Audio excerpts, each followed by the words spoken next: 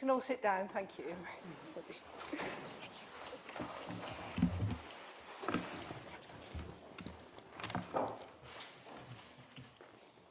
with welcome and introductions.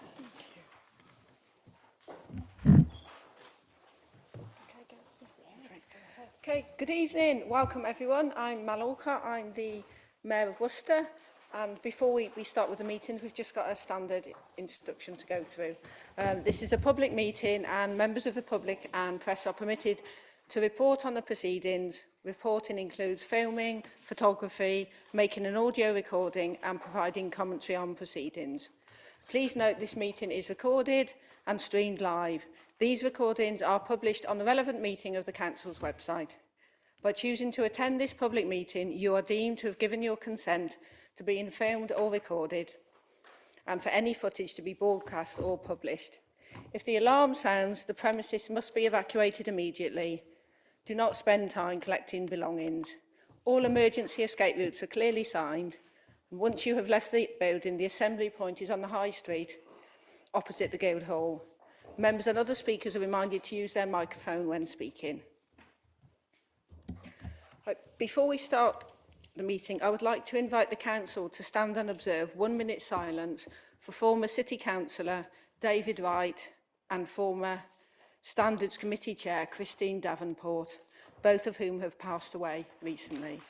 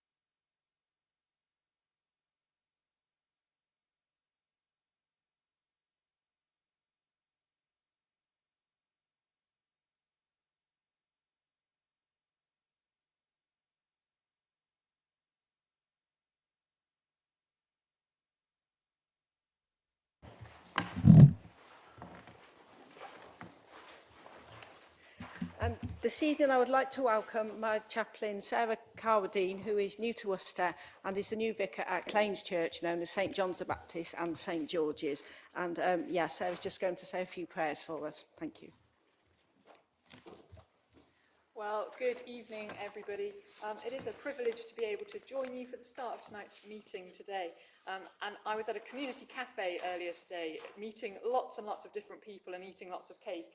And I reflected that our jobs are in some ways similar, meeting with people in the community and trying to make Worcester be the best that it can be. And following an incredible week in politics, and dare I say it, a promising look in the football, don't want to say too much, I feel like there is fresh hope in the nation and in this city too, for all that is to come and all that we can achieve together. So let us pray together for our country, for our government, and for our faithful city. Loving God, we pray for our country and for our King today. We ask that you would bless him and restore him to full health. Would you give him the wisdom and faith he needs to serve the people of this country well? And may he know your grace every day. Faithful God, we pray for our new government tonight. We ask that your hand would guide them as they settle into their new position and that their policy would seek a fair society for all. Bless all new MPs as they try to navigate a whole new role, and we pray particularly tonight for our new MP, Tom Collins. We ask that you would help him to serve and represent Worcester well, and that you would hold him and his family secure in your love as they adapt to this change in all of their lives. Generous God, we thank you for this city that we call home, for all that is good and beautiful here. Help us to be a people that care for our environment and that lead the way in looking after creation for future generations.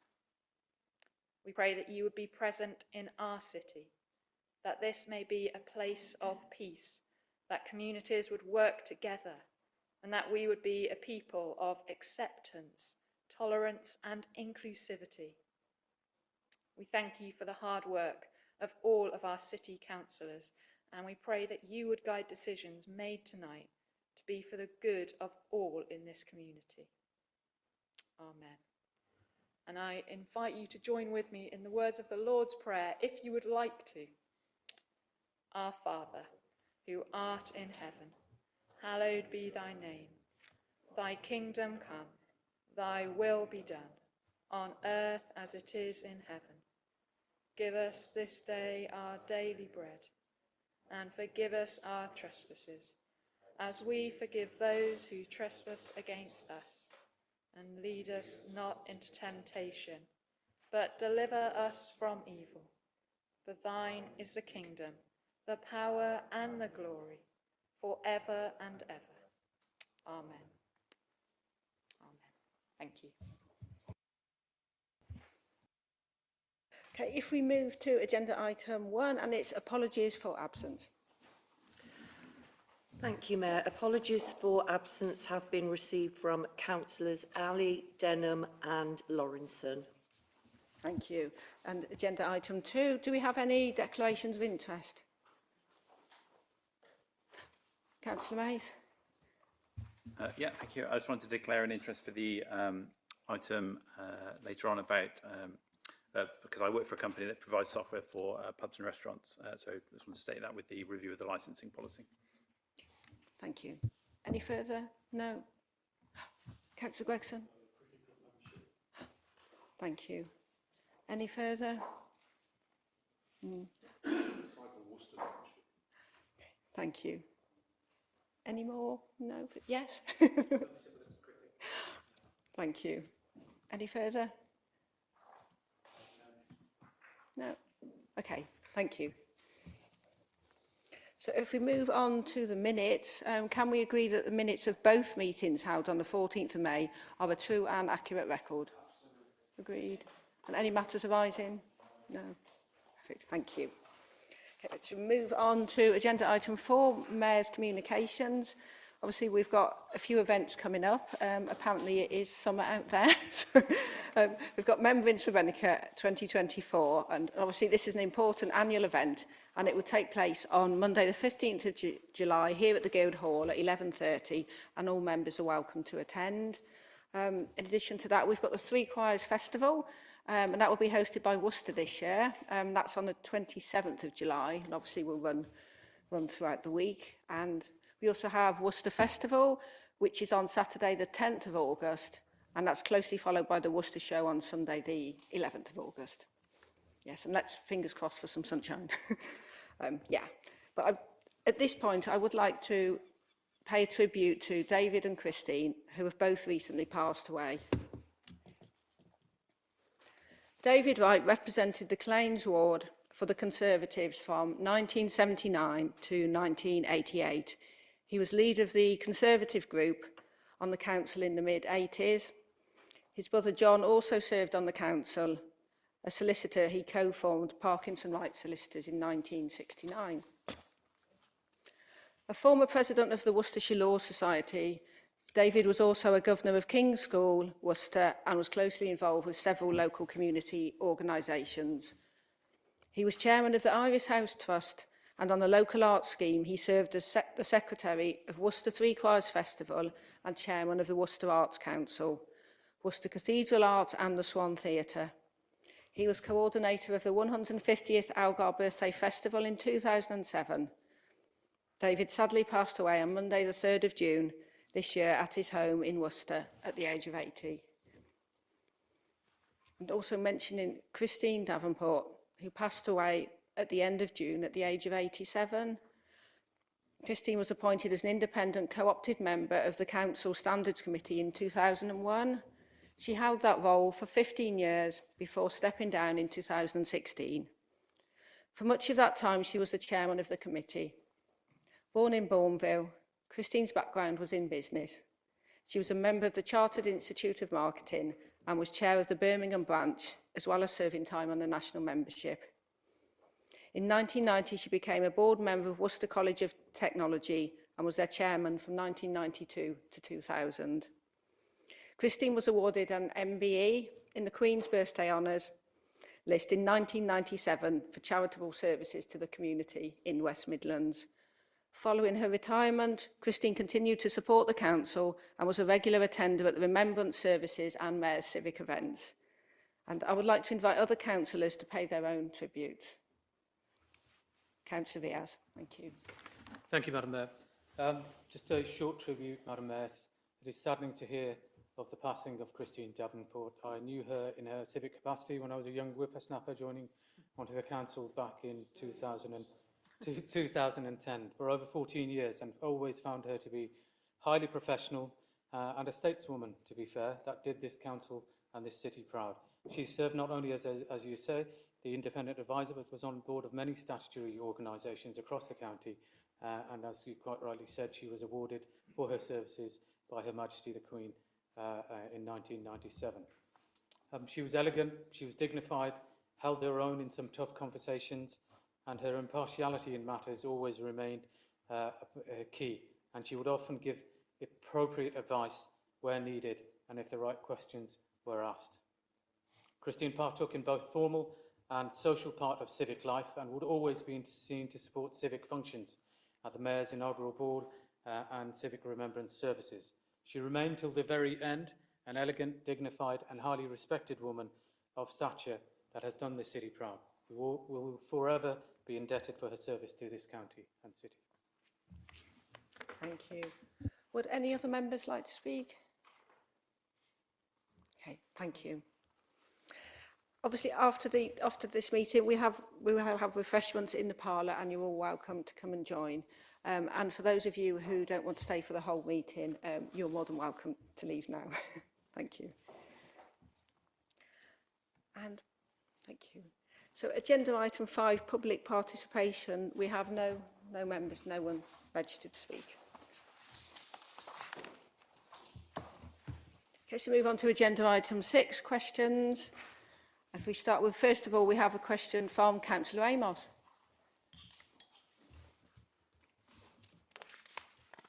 Thank you, Madam Mayor.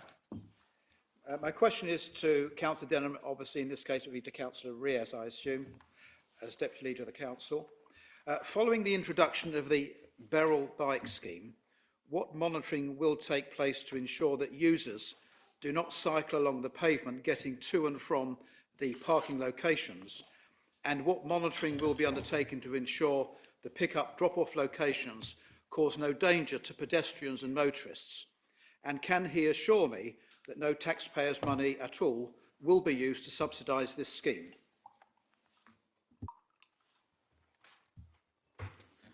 Thank you, Madam Mayor. Thank the member for his questions, and I'll go through them question by question, if that's okay. Question 1. Cycling on pavements is in breach of the Highway Code, which applies to all road users and all cyclists, whether riding a Beryl bike or not, and is enforceable by the police. There are no specific plans to monitor pavement cycling, although rides are tracked and the data could be made available to the police if required. The bays are adjacent to roads and cycle paths, and so there is no need or incentive for cyclists to ride along pavements. Question number 2, what monitoring? The location of bays have been selected to ensure that they do not cause any obstruction of the highway, and our officers have worked closely with colleagues at county highways to ensure that this is the case. The bikes are GPS tracked, so Beryl can monitor their locations at all times, and local operatives can relocate bikes to support demand, as well as identifying any bikes that may be parked outside of the bay. Parking out of the bay incurs an additional charge of £10, which encourages riders to end their rides within the designated bay. City Council officers will continue to monitor the scheme as part of a routine contract monitoring. Moving on to question 3 of the question. The bike share scheme is part of Worcester's town. The bike share scheme is part of the Worcester Town Investment Plan, as approved by Policy and Resources Committee back in January 2021. The business case for the scheme was approved by Policy and Resources in March 22 and subsequently signed off by government with a Towns Fund grant allocation of £700,000, which includes subsidising the cost of setting up the scheme and the council's ongoing contractual management costs. Beryl were procured through a competitive process to deliver the scheme, and their proposed financial model did not include any provision for additional support. There are no further budget allocations for this scheme. Thank you. Councillor Amos, do you have a supplementary? Thank you, Mayor. I thank Councillor Riaz for his answer. I specifically asked about enforcement because the criminal behaviour of cycling on pavements, and particularly in the pedestrianised city centre, is now out of control, given that the police have chosen not to enforce the law, and the council doesn't enforce it either, even though both of these agencies could and should do so.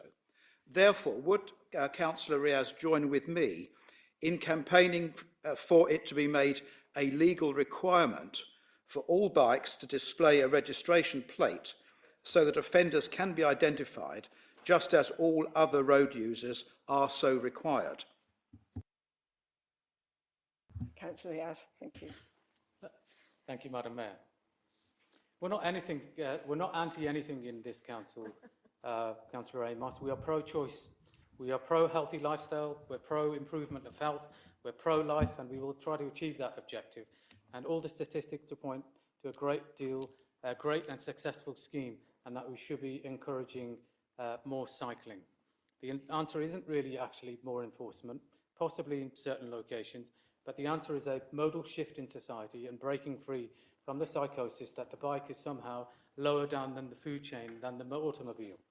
But till we get over this psychological barrier that the automobile is the king of the road and cyclists are annoying flies that should be swatted, then I'm afraid cyclists will choose the option that is most cases safest and easiest for them.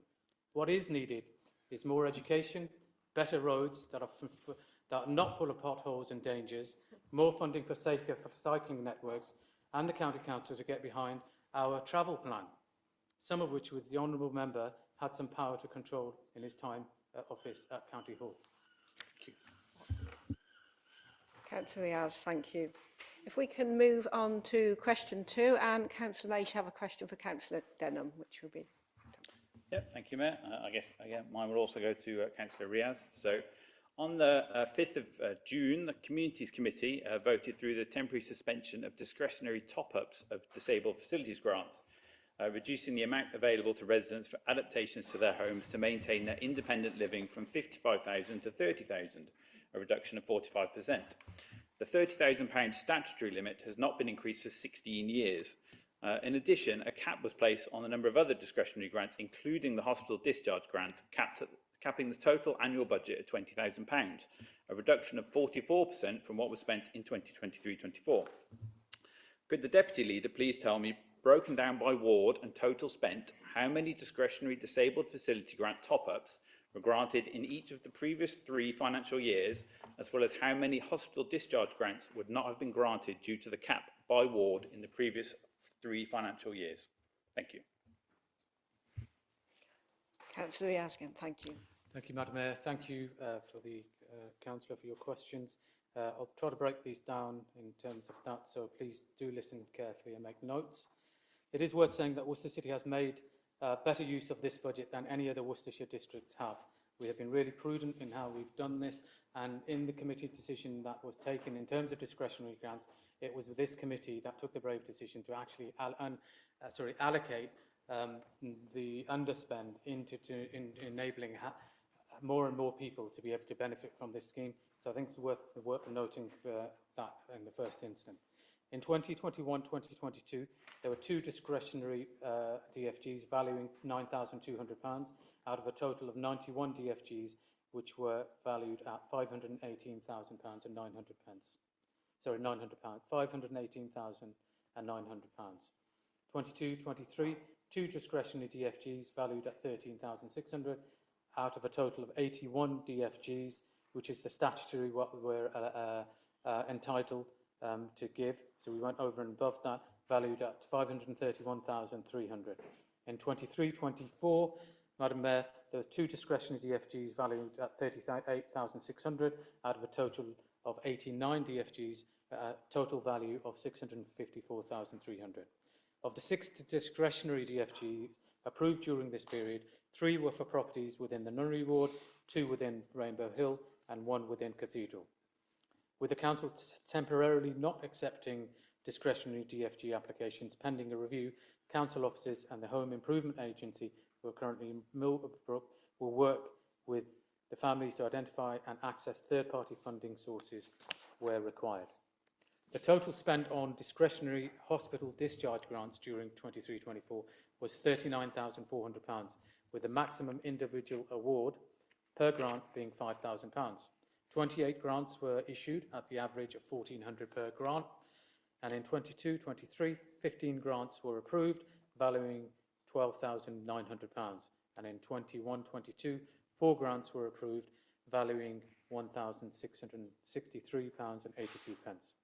We are unable to provide ward location for these grants at this current time, but can provide, if still required, once the information is received. There's no issues with that. For 24-25, a budget cap has been set of £25,000 to support the Council in meeting its statutory obligations, which is to provide mandatory disabled facilities grants. With this new budget, it is likely that around 10 less grants will be approved. Revised guidance on eligible use of this grants has also been produced to ensure use of the budget is maximised. Thank you. Councillor Riaz, thank you. And Councillor Mace, do you have a supplementary? I do, thank you. So thank you for that very detailed answer. Those are very useful figures. But I think we are clear then from the answer given there that all recipients of the discretionary top-ups of disabled facility grants over the last 3 years, those with the most complex needs, needing the most funding, that could not be satisfied within the £30,000 limits, are all in Labour-held wards of Fort Royal, Nunnery and Rainbow Hill. And Labour councillors have now suspended those top-ups. When people ask me what the difference is between the Labour Party and the Green Party, the answer is simple. Yeah. The Labour Party is a party of austerity. I think, Councillor Mace, if you can just... Yeah, we need a question, not a I will statement, please. I am getting to my point in the question. No, just a supplementary, please. Okay, well, if I can quote the leader at the Health and Wellbeing Committee on the 10th of June, We're just when you after a talk, this is the supplementary question. When you talk about austerity and cutbacks, it is austerity for whom? For the council or for our citizens? So my question is, who is this austerity for? The council or our citizens? Councillor Riaz, if you would like to respond to that, and apologies, that was more of a statement than a question to start with. I should be stricter in future. Thank you. I'm well within my right not to answer that question, Madam Mayor, but I will answer it in terms of just setting out the context here. On the 5th of June, the member opposite who's asking these questions right now had asked none of these questions, so he's had 2, possibly 3 opportunities in terms of doing that. He's capable of asking those questions, and he's asked them before of committee, but he's chosen this moment to do this.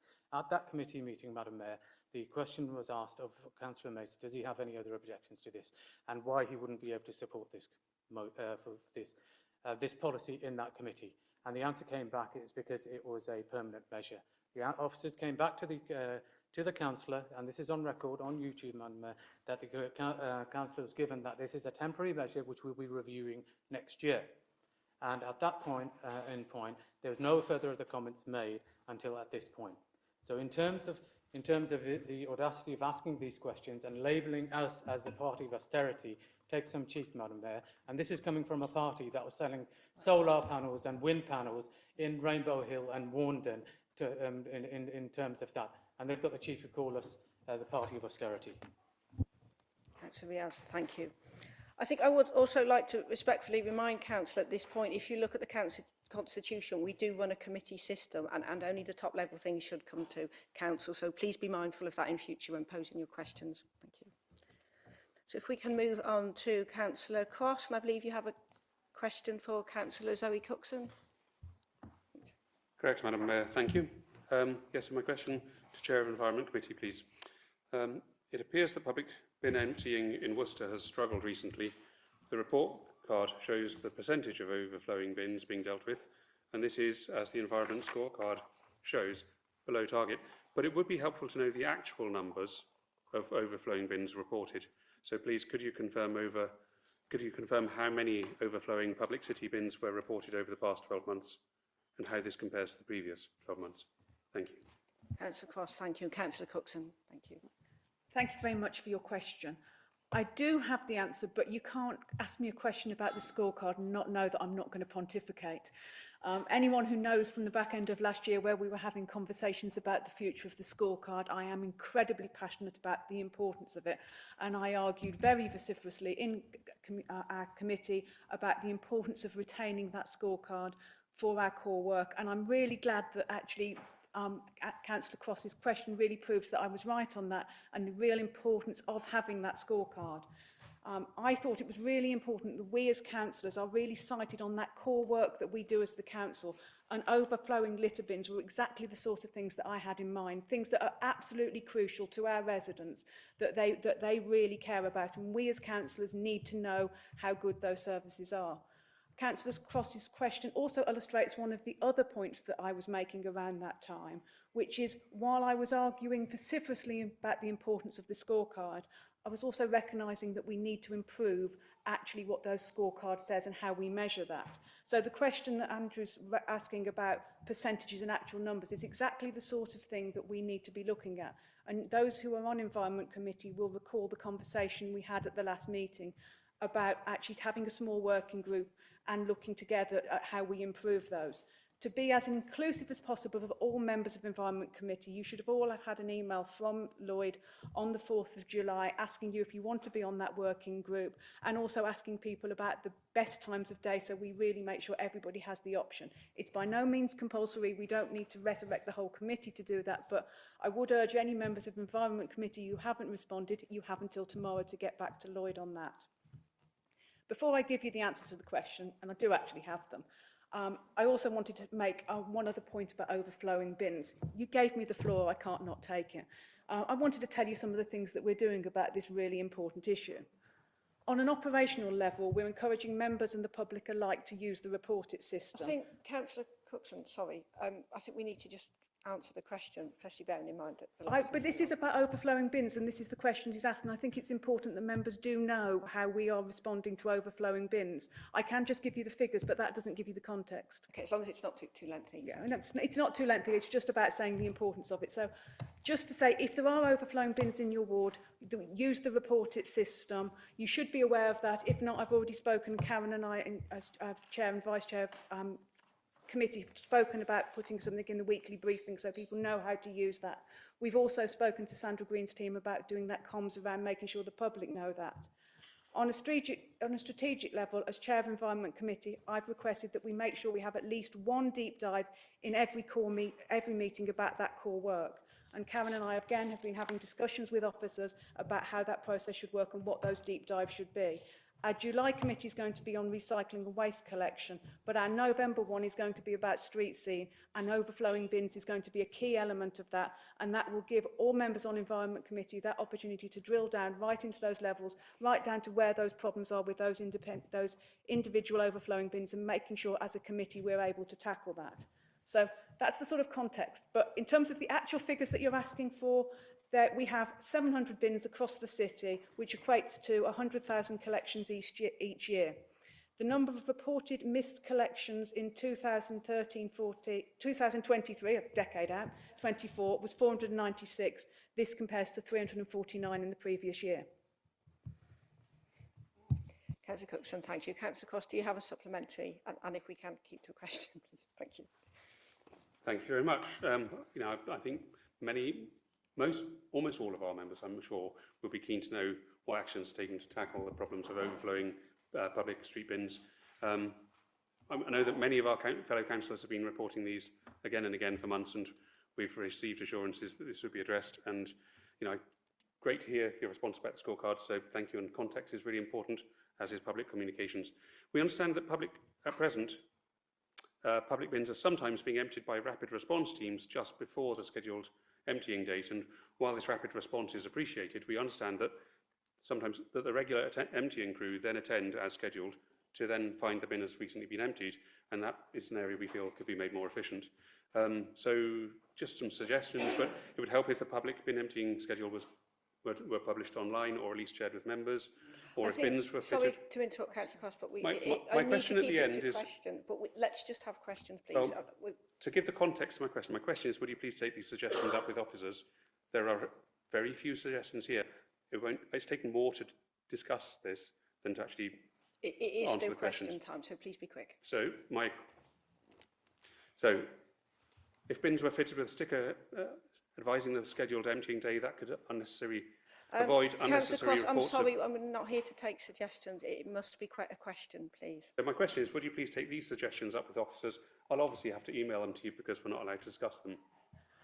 In short answer, yes, if you've got suggestions, I'm more than happy to take them back to the relevant officer to ask them to look at them, and hopefully they would be able to look at them and implement some of them as appropriate before we get to our deep dive in November, and then we could have a more detailed discussion in November. Thank you. I'll send them presently. Thank you. Thank you, thank you. Right, final question, question 4, and it's from Councillor Murray and it's for Councillor Udall. Councillor Murray, thank you. Thank you, Madam Mayor. This question is for Councillor Udall, Chair of Licensing and Environmental Health Committee, please. What powers, if any, does the Licensing Committee have to ensure that ward councillors are proactively informed about potentially controversial licensing applications within their wards? Additionally, what do you believe is the best way forward to address resident concerns more effectively in these situations? Councillor Udall, Thank you. I've got 3 paragraphs, I'll be quick. Councillor Murray will be aware that we do receive a large number of licensing applications. Only a very few of them are controversial. But we are restricted by statute on how we handle all applications and how to ensure awareness is made and how we can attract objections or supporters. However, I believe councillor awareness is important. Currently, all applications for street trading, entertainment and late night refreshments are published on the Worcester Regulatory Services website. Local councillors are informed when an application for a pavement licence is received, but this is subject to possible change due to a national review of policy. I will speak to officers to see if we can include applications for late night refreshment, entertainment licences and temporary event licences on the weekly information sheet to all councillors, in the same way that we inform members of planning applications. It's important to note that not every application can be objected to. Some applications only the police or environmental health can object. But information is power, and I believe we should be informed so we can help and advise local residents about events. I will confirm the outcome of my discussions as soon as possible. Councillor Udall, thank you. Councillor Murray, do you have a supplementary? Yes, thank you. Thank you, Councillor Udall. Just wanted to ask if you could also request, please, that any communication clearly states whether it is an application that can be objected to or whether it's actually one just for information only. Thank you. I will certainly make that point to officers in my discussions. Councillor Udall, thank you. Okay, yeah, I think next time it will be questions only, so please don't spend lots of time doing other things and other prep. We'll keep it to questions at question time. So moving on to item 7, notices of motion. The first one we have this evening is Worcestershire County Cricket Club. I believe that's being proposed by Councillor Rudge. Thank you. Thank you, Madam Mayor. The motion is as read. I assume you can all see it, so I don't have to read it out. Save us a little bit of time. If I asked you the question, what were you doing in the summer of 1948? I paused just briefly in case anyone's using their fingers to do a quick calculation. I guess you'd say, well, I'd have to ask my parents or something like that. But I mention it because there is one gentleman in the room this evening who knows exactly what he was doing in the summer of 1948, and that is watching Don Bradman score 109 at New Road. And it's a privilege for us to have him here. I'll introduce you later if you want to meet him.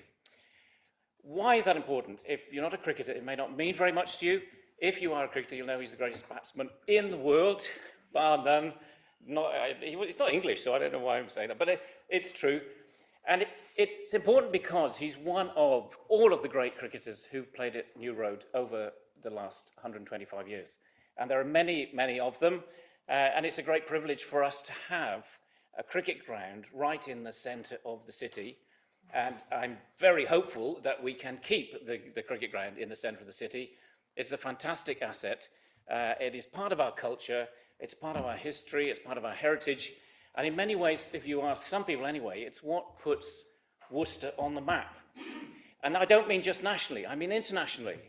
People across the world who love playing cricket know about Worcester and want to come here and play in the footsteps of the greats, including Sir Don Bradman. So it's a very important issue. It is close to my heart. And if you're not a cricketer, I hope you'll be able to see some of the other reasons for sort of trying to maintain this sporting venue. There are places like the Wreck in Bath, for example, where the rugby club is right in the middle of the city, and it's fantastic. It brings life, it brings energy, it brings money, if we're allowed to mention that. It's a key economic factor.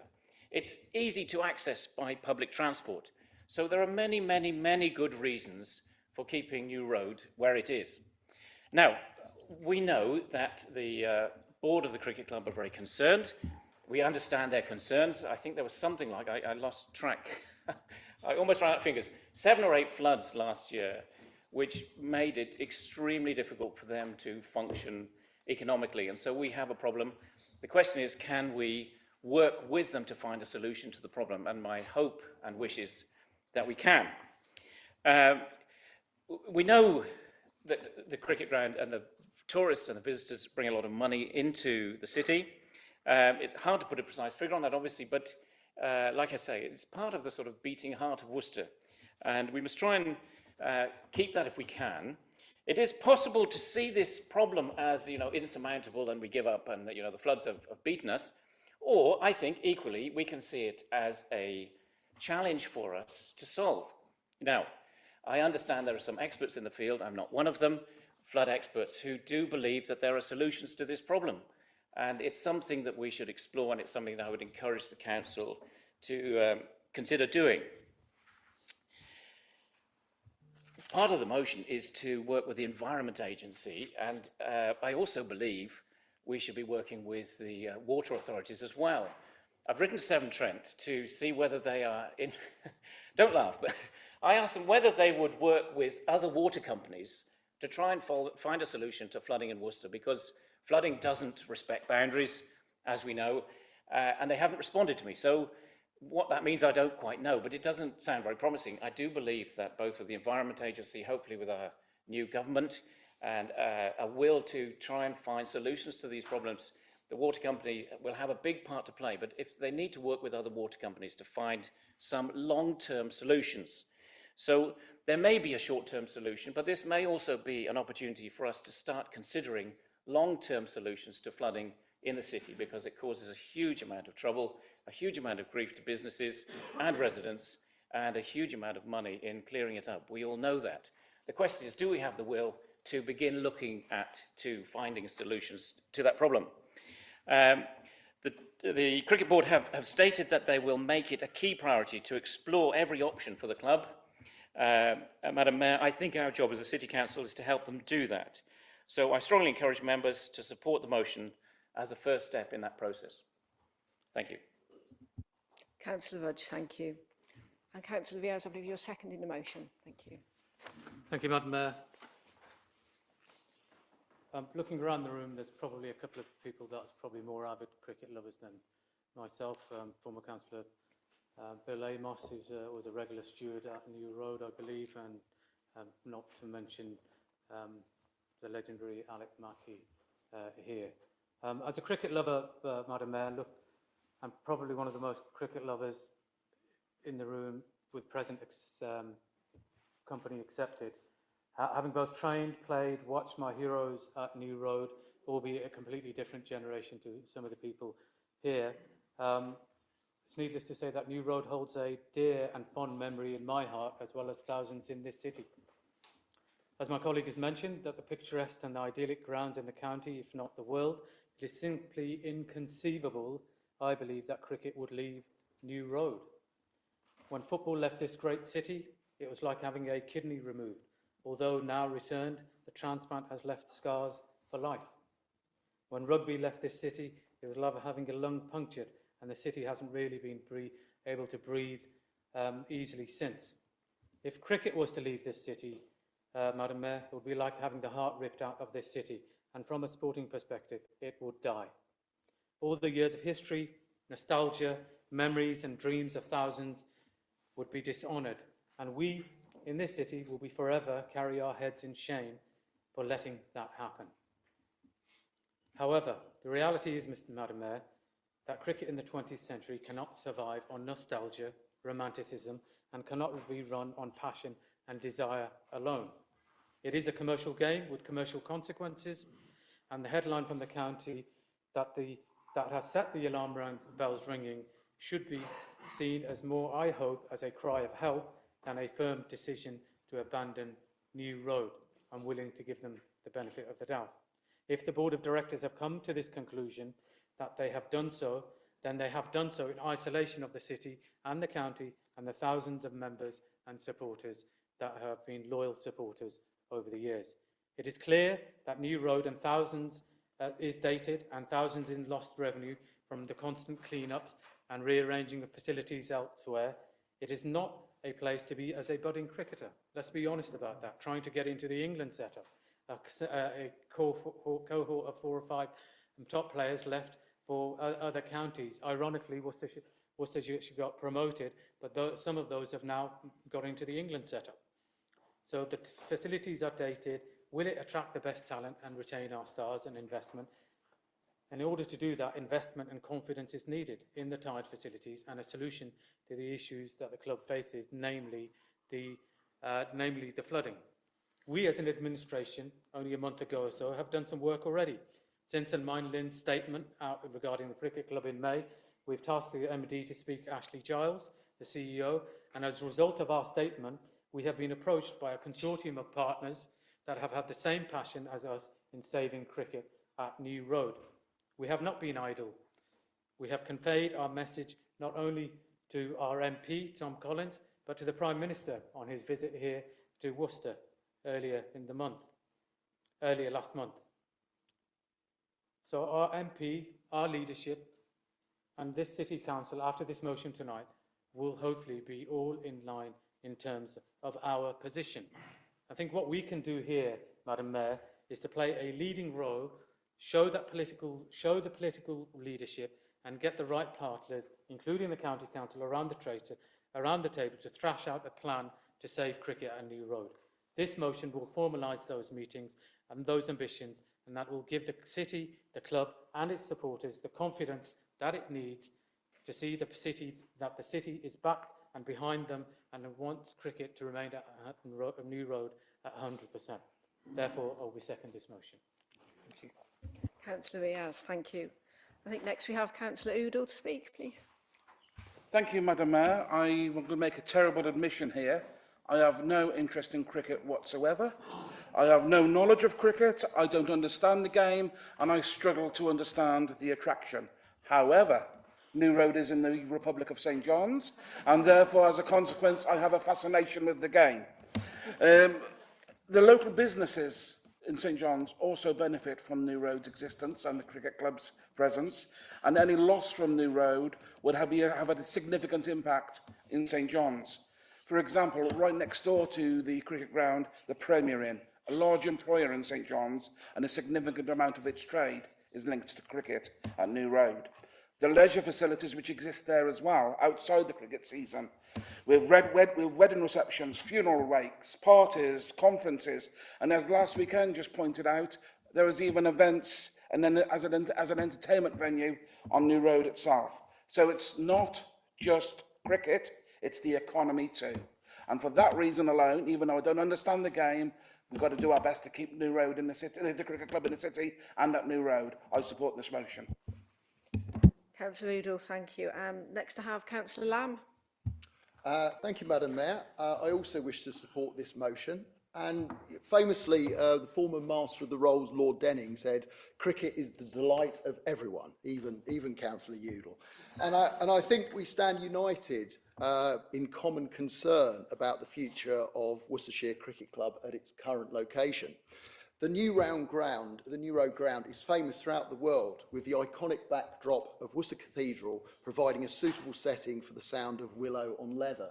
And I was in Australia a few years back, and I was touring the sort of Melbourne cricket ground, and somebody asked me where I was from, and as soon as I said Worcester, they instantly said, oh yeah, this is that wonderful cricket ground with a wonderful backdrop. And this institution, with its rich history and legacy, has given us countless memories, moments of joy, and a deep sense of community.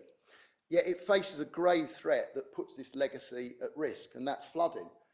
As we know, in recent years, flooding has become an increasingly frequent and severe challenge. We've witnessed the new road ground submerged underwater, disrupting matches, damaging facilities, and straining our resources. These floods are not just an inconvenience, they are a profound threat to the community and the sustainability of our cricketing heritage. This club is not just a venue for cricket, it is where young talents blossom into stars and where fans gather to celebrate victories and to share the pain of losses. It is a cornerstone of our community, providing a space for people to come together and connect. Protecting this club from the ravages of flooding is not just about safeguarding a sports ground. It is about preserving a vital part of our cultural and social fabric. To tackle this issue, we must continue to take decisive action. We need to continue investing in robust flood defences and sustainable infrastructure that can withstand the challenges posed by climate change. This includes improved drainage systems, protective barriers, and strategic planning to mitigate the impact of future floods. We also need to work closely with local authorities, environmental experts, and the wider community to develop comprehensive strategies that address the root causes of flooding. However, financial investment alone is not enough. We need the collective will and the commitment of everyone involved. I call upon the new government to recognise the importance of this issue and to provide the necessary funding and support. I urge businesses to partner with us in this endeavour, understanding that a thriving cricket club contributes to a vibrant local economy. And to the fans, your wavering support is crucial. Together, we can ensure that Worcestershire Cricket Club not only survives at its current site, but thrives for generations to come. I wish to support this motion. Councillor Lamb, thank you. And next I have Councillor Mays. Thank you, Madam Mayor. I'll try to be brief this time. So I support this motion. Cricket is vital to my family and to Worcester as a whole. My son has been to summer clubs at New Road and was immensely proud to stand on the pitch, clapping the players on. I've been to matches at New Road with multiple generations of my family, including the dog, as I'm sure many people have been in this room as well. We all know that human-caused climate emergency is making flooding more frequent and more damaging in Worcester, bringing with it the damage and destruction for residents alongside the cricket club, and the cricket club has been flooded out 8 times in the last year.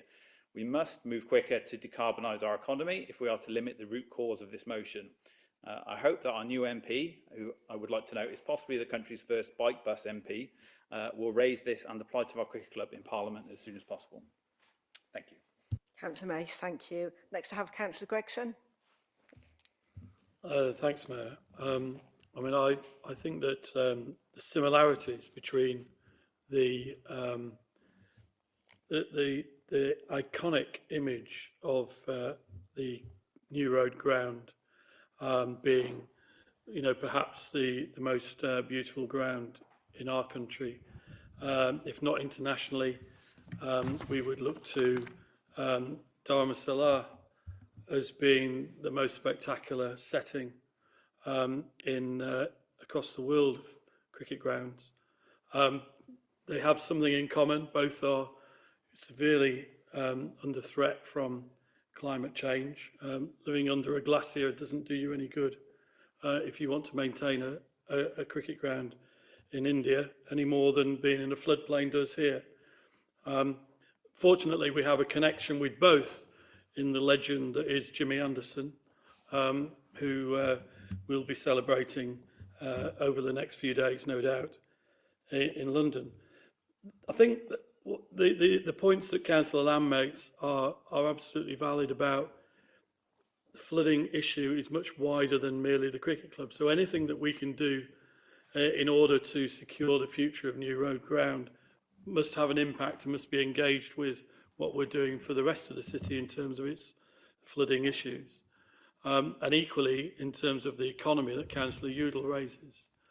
that the whole, a lot of the infrastructure of our city is built on hospitality, it's built on tourism, it's built on visitors, and all those sorts of things which combine around events at New Road, about the racecourse and about the city's heritage itself.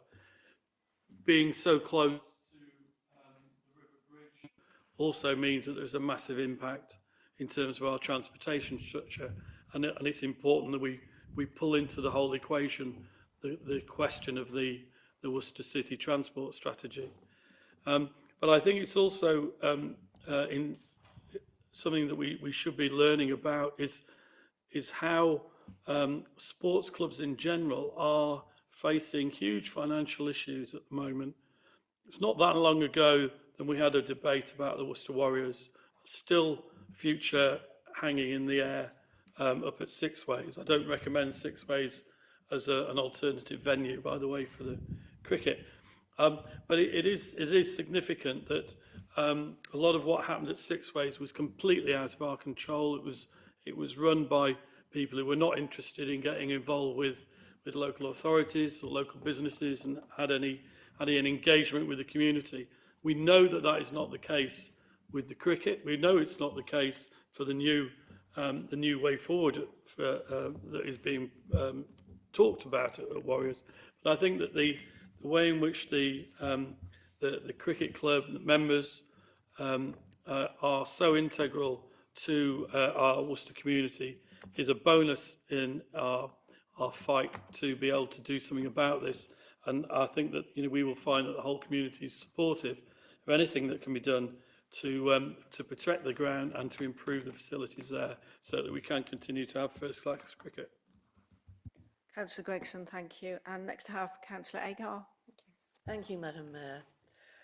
Most of what can be said has been said, but I will just say, on a personal level, my roots are in Yorkshire. I was born there, and as you probably all know, in Yorkshire, cricket is the stuff of life as it is here.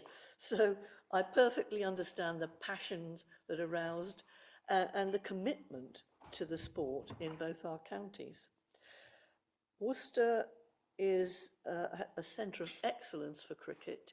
There's no question about that. The nearby university has a particular programme that supports women cricketers as well.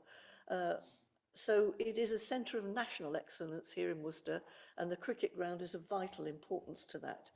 Although it's struggled with sustainability recently, and that is, of course, due to climate change. And there must be things that we as a council can do to support them through these difficult times. Of course, the lead flood authority is the county council, so we must work with them if we're to achieve anything, as well as a number of other organisations which have already been mentioned. And, well, all I can say is let's save this iconic and beautiful ground and what it represents to all of us. Thank you. Councillor Agar, thank you. And next to have Councillor Lewing. Thank you, Chair.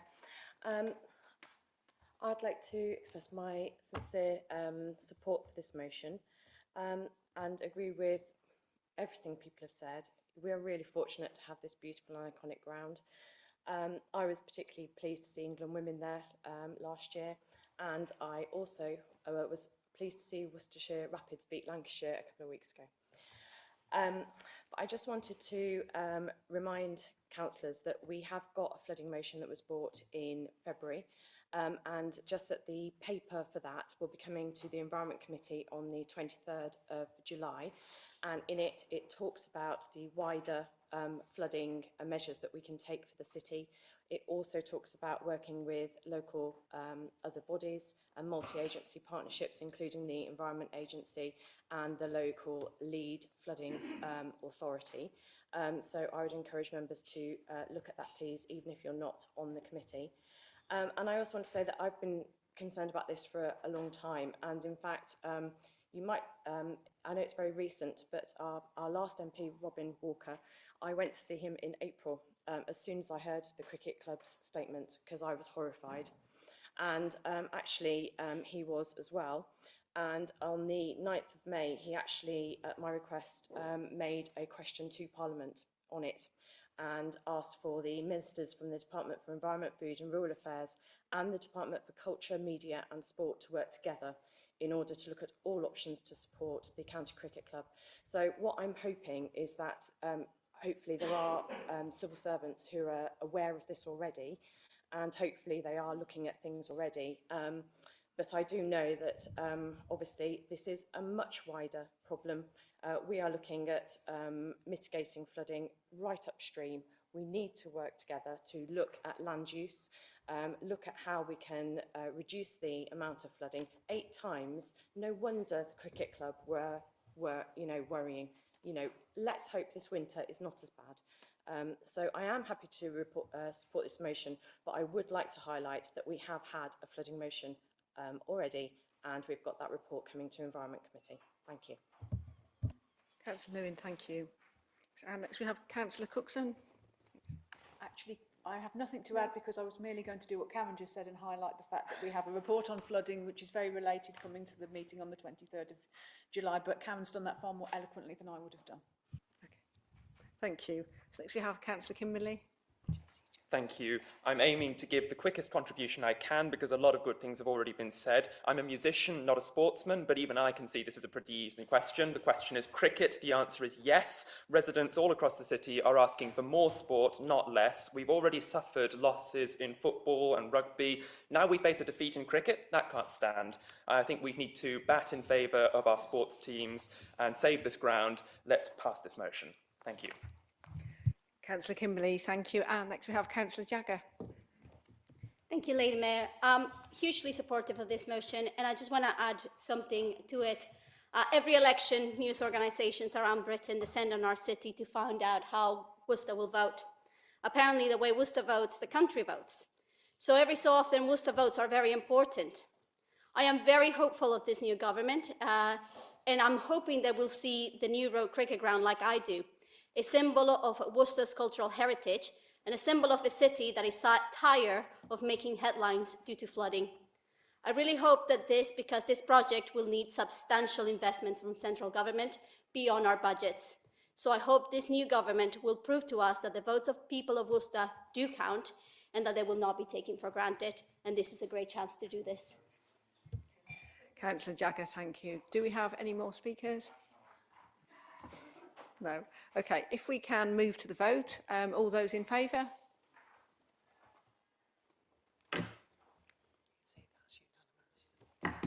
That's unanimous. Thank you. Next we have the second motion, which is Poic Bridge, and that's being proposed by Councillor Smith. Thank you, Madam Mayor.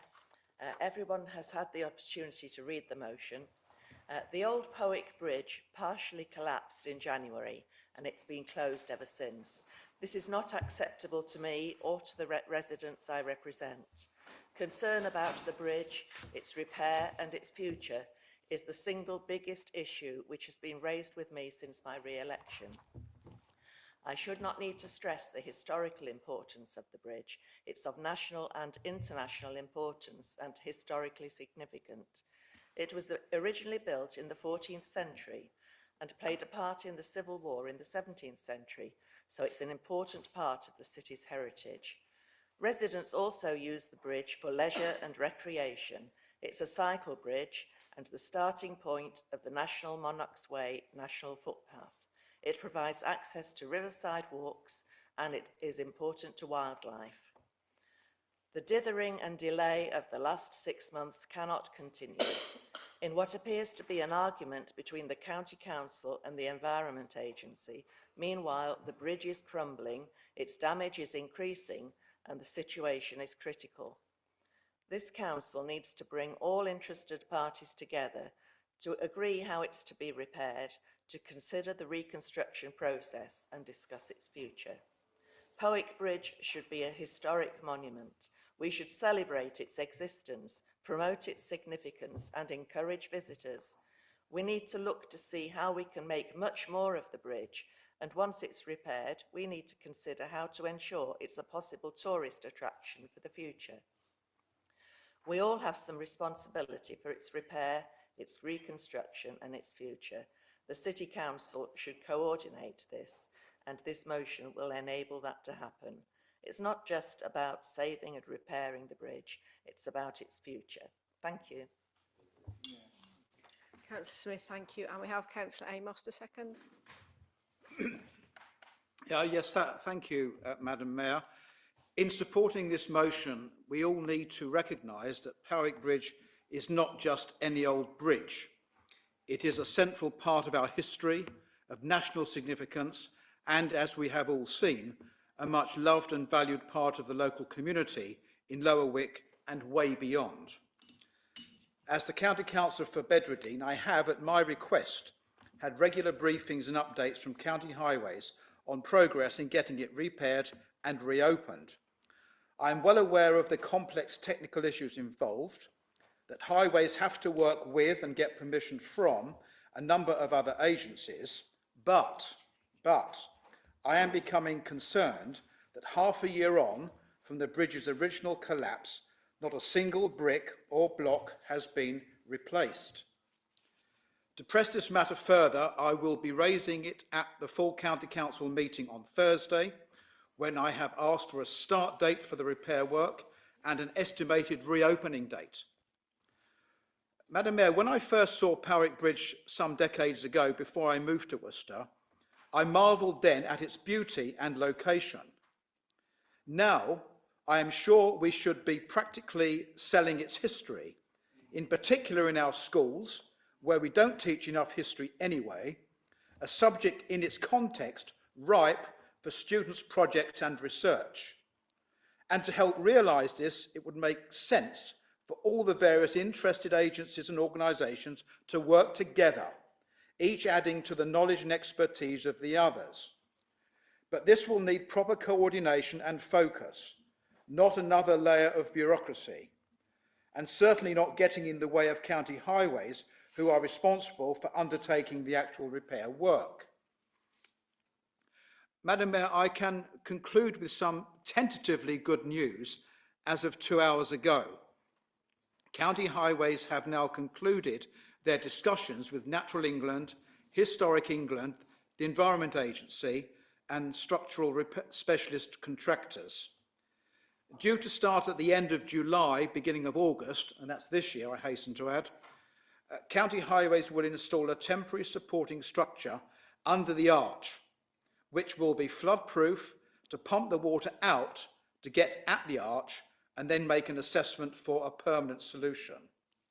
It has also been established that reclaimed and reused bricks will be used in the repair, as I have always demanded, so the restored bridge will look as iconic as before.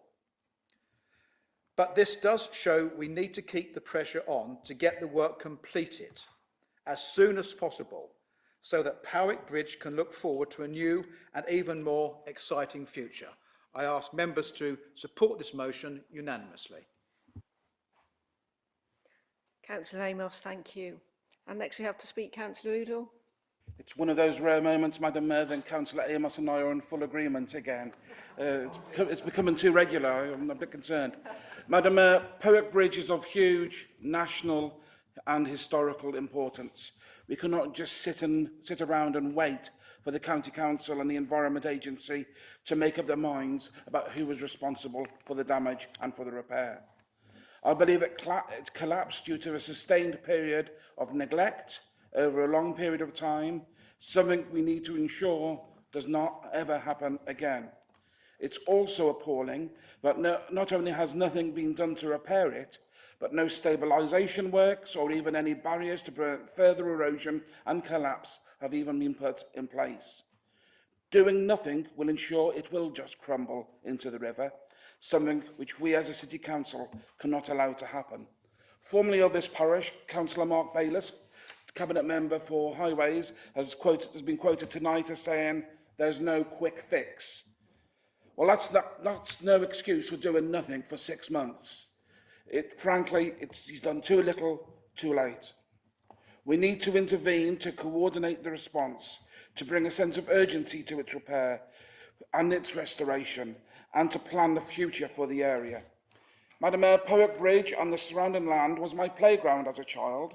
My friends and I spent many hours in the area playing, fishing, I hate to say it, even swimming, making dens and enjoying ourselves. The current generation of St John's children are no different. But today, its importance as a cycle route is even more significant. The local wildlife, the river, and the importance of the old power station are all relevant and should be part of the future proposals for the area. Poic Bridge should be a historical countryside park with facilities for visitors and tourists. We could make so much for the area and for the future, but only if we protect the past by repairing the bridge. Its restoration to its former glory is essential. We can't have the normal, cheap, bog standard repair which we come to expect from Worcestershire County Council. So let's not ignore the bridge or pretend it does not exist. Let's not do to the bridge what we did to vast amounts of Worcester in the 1960s when so much of its Civil War heritage was torn down. Let's be positive about our heritage, and I ask you all to support this motion. Thank you, Madam Mayor. Councillor Udall, thank you. And next we have Councillor Gregson. Worcester and bridges, eh? I'm just pleased that how well the development at the Keepax Bridge is progressing. I think that's a really important, significant step forward in the city's links from one side of the river to the other. Perhaps the alacrity with which that venture has progressed could be applied to the more historic heritage. And as City Heritage Champion, I'd certainly support this motion. And I do think that before some people outside this room start proclaiming their ownership of the problem and the solution, we need to understand that this is something which has to be coordinated, planned and developed with various players, but with certainly with a focus and a lead on the area of the city, which is clearly going to be of most significance to the heritage and its future.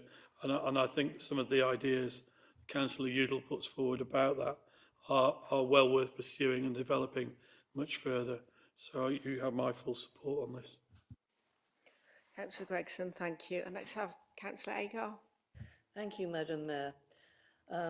We've alluded to the historic significance of the bridge, and of course it is a listed structure.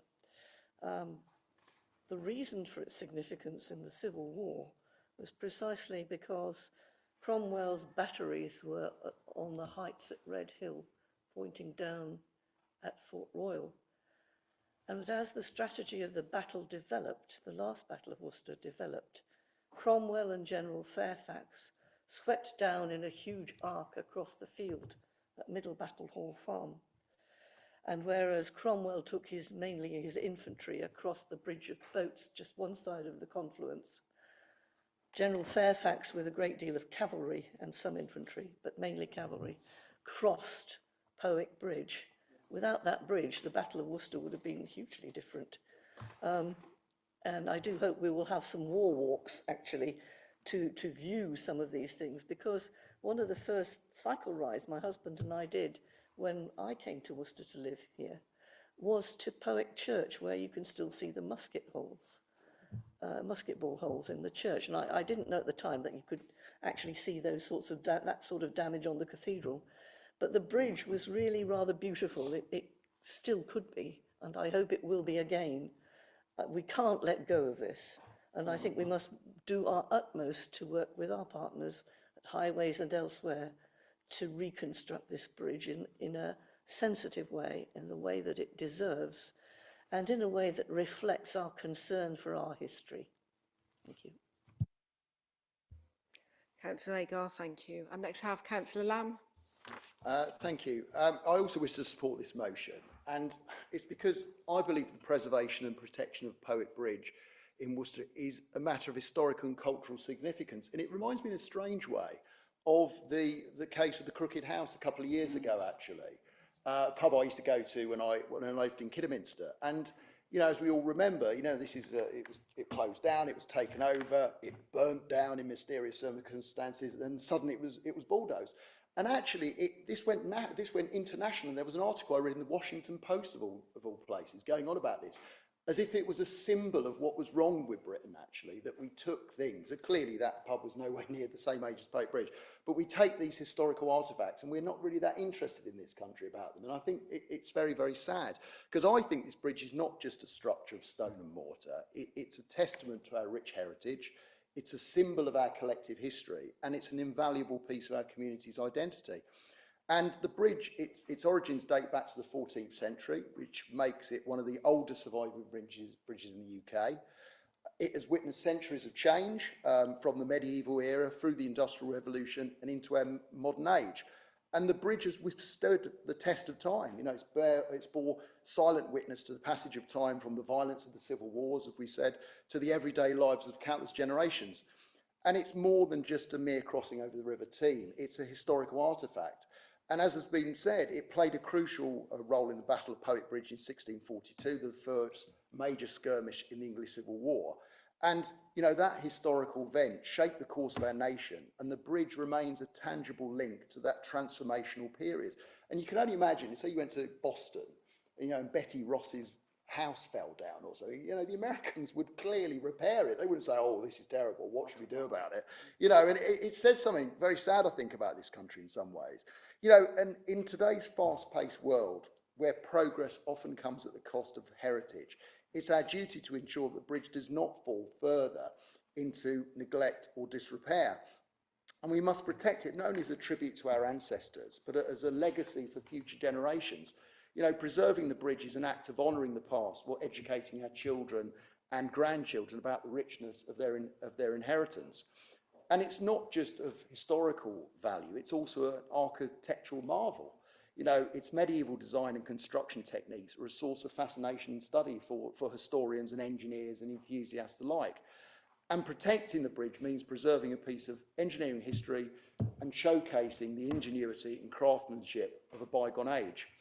And we must also recognise the bridge's role in the local environment and tourism. You know, it's a landmark which attracts visitors from near and far. I think we could make more of it, and I think this is an opportunity to make more of it. It contributes to our local economy and fosters a sense of pride within our community. So by preserving the bridge, we're also investing in our cultural and economic future. And obviously all members of the community, whether it be the council, whether it be heritage organisations, whether it be central government, they should all be getting involved in protecting and saving this bridge. So we need to advocate for its conservation, we need to secure the necessary funding, we need to approach the new government and our new MP to implement restoration projects that will maintain its integrity and preserve its historical essence. And I think together we can ensure that the bridge continues to stand strong, so it continues to tell its story for centuries to come. Thank you. Councillor Lamb, thank you. And next I have Councillor Cross. Thank you, Madam Mayor. We've heard a lot about the important heritage, which is absolutely right to be mentioned about this bridge. It is also a link that's underpinning the new bridge that's been built across the Southern Relief Road. So without this bridge, we have a cycle route and new infrastructure that leads nowhere. So this is much necessary, much needed. It needs to be fixed so that our active travel network is restored. And I'm happy to work across party lines and in cooperation with others on this important issue at County Council. And our member spoke about using appropriate bricks. I would also urge use of appropriate mortars, so lime, not cement, because we are now learning the lessons from the 60s, 70s and 80s relating to use of cementitious materials. But happy to work with and urge members to support the motion. Councillor Cross, thank you. And Councillor Barnes. Thank you, Madam Mayor.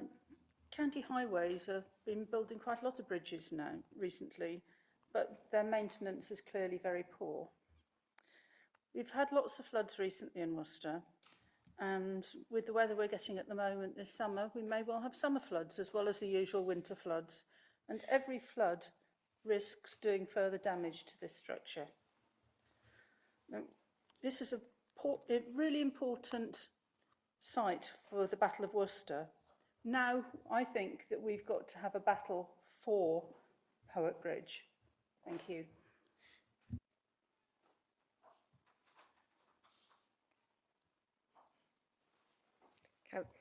Councillor Barnes, thank you. And do we have any other speakers? Okay, if we can move to the vote. All those in favour, please. And that's unanimous as well, thank you. Okay, if we move to the final motion, it's motion 3 and it's Astro Turf, and it's to be proposed by Councillor Lawrence. Thank you, Mayor. This city has a number of AstroTurf sports surfaces. These have an infill playing surface. This infill is a microplastic, often crumbed burnt tyres. This type of microplastic infill is now banned in the EU and is of growing concern worldwide and should be a concern to this council. There is now an estimated 1 trillion microplastic particles in the marine environment alone. These microplastics are being ingested by animals from small invertebrate to large mammals. Are we not a large mammal? We can't do much about the microplastic infill which already exists within our city, but we can choose not to add more by using environmentally sound infill media in future projects and to replace the surfaces when they need to be replaced. I therefore ask you to support this motion. Councillor Lawrence, thank you. And we have Councillor Murray to second. Madam Mayor, Oh, apologies. Okay, Councillor Jagger, thank you. can I have an amendment to the motion, please? We just need to second and then we can move to. Thank you, Lane Mayor. I will reserve my right to speak until the end of the debate, if that's okay. Okay, thank you. And Councillor, if you'd like to read out the amendment. Thank you, Madam Mayor. The amendment goes just in addition to, so under the recommendations in C, that it's a minor amendment that states any decision regarding the change of surface or material or infill at any of our AstroTurf pitches, it is done in consultation with the local FA and football organisations and clubs that use those facilities.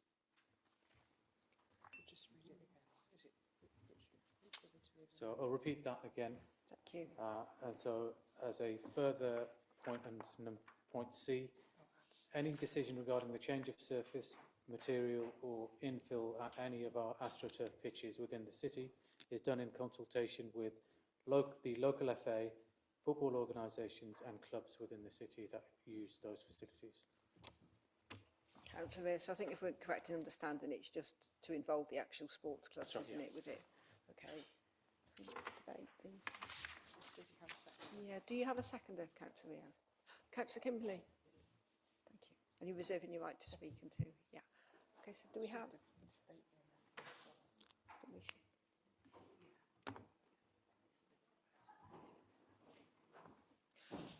Can I ask, is the proposer willing to accept the amendment? Yes, Mayor, I am prepared to accept that. It's a sporting facility and it is perfectly acceptable that it should be usable as a sporting surface. That's what it's for. So I have been assured such surfaces do exist. I'd just like us to use those in future so that we are protecting. We're actually protecting the sports people from absorbing it themselves while they're playing, as well as the rest of the environment. Councillor Lawrence, thank you. We can accept that as the amended motion. And would anyone like to speak on the amended motion? Councillor Lewin, thank you. Thank you, Chair. I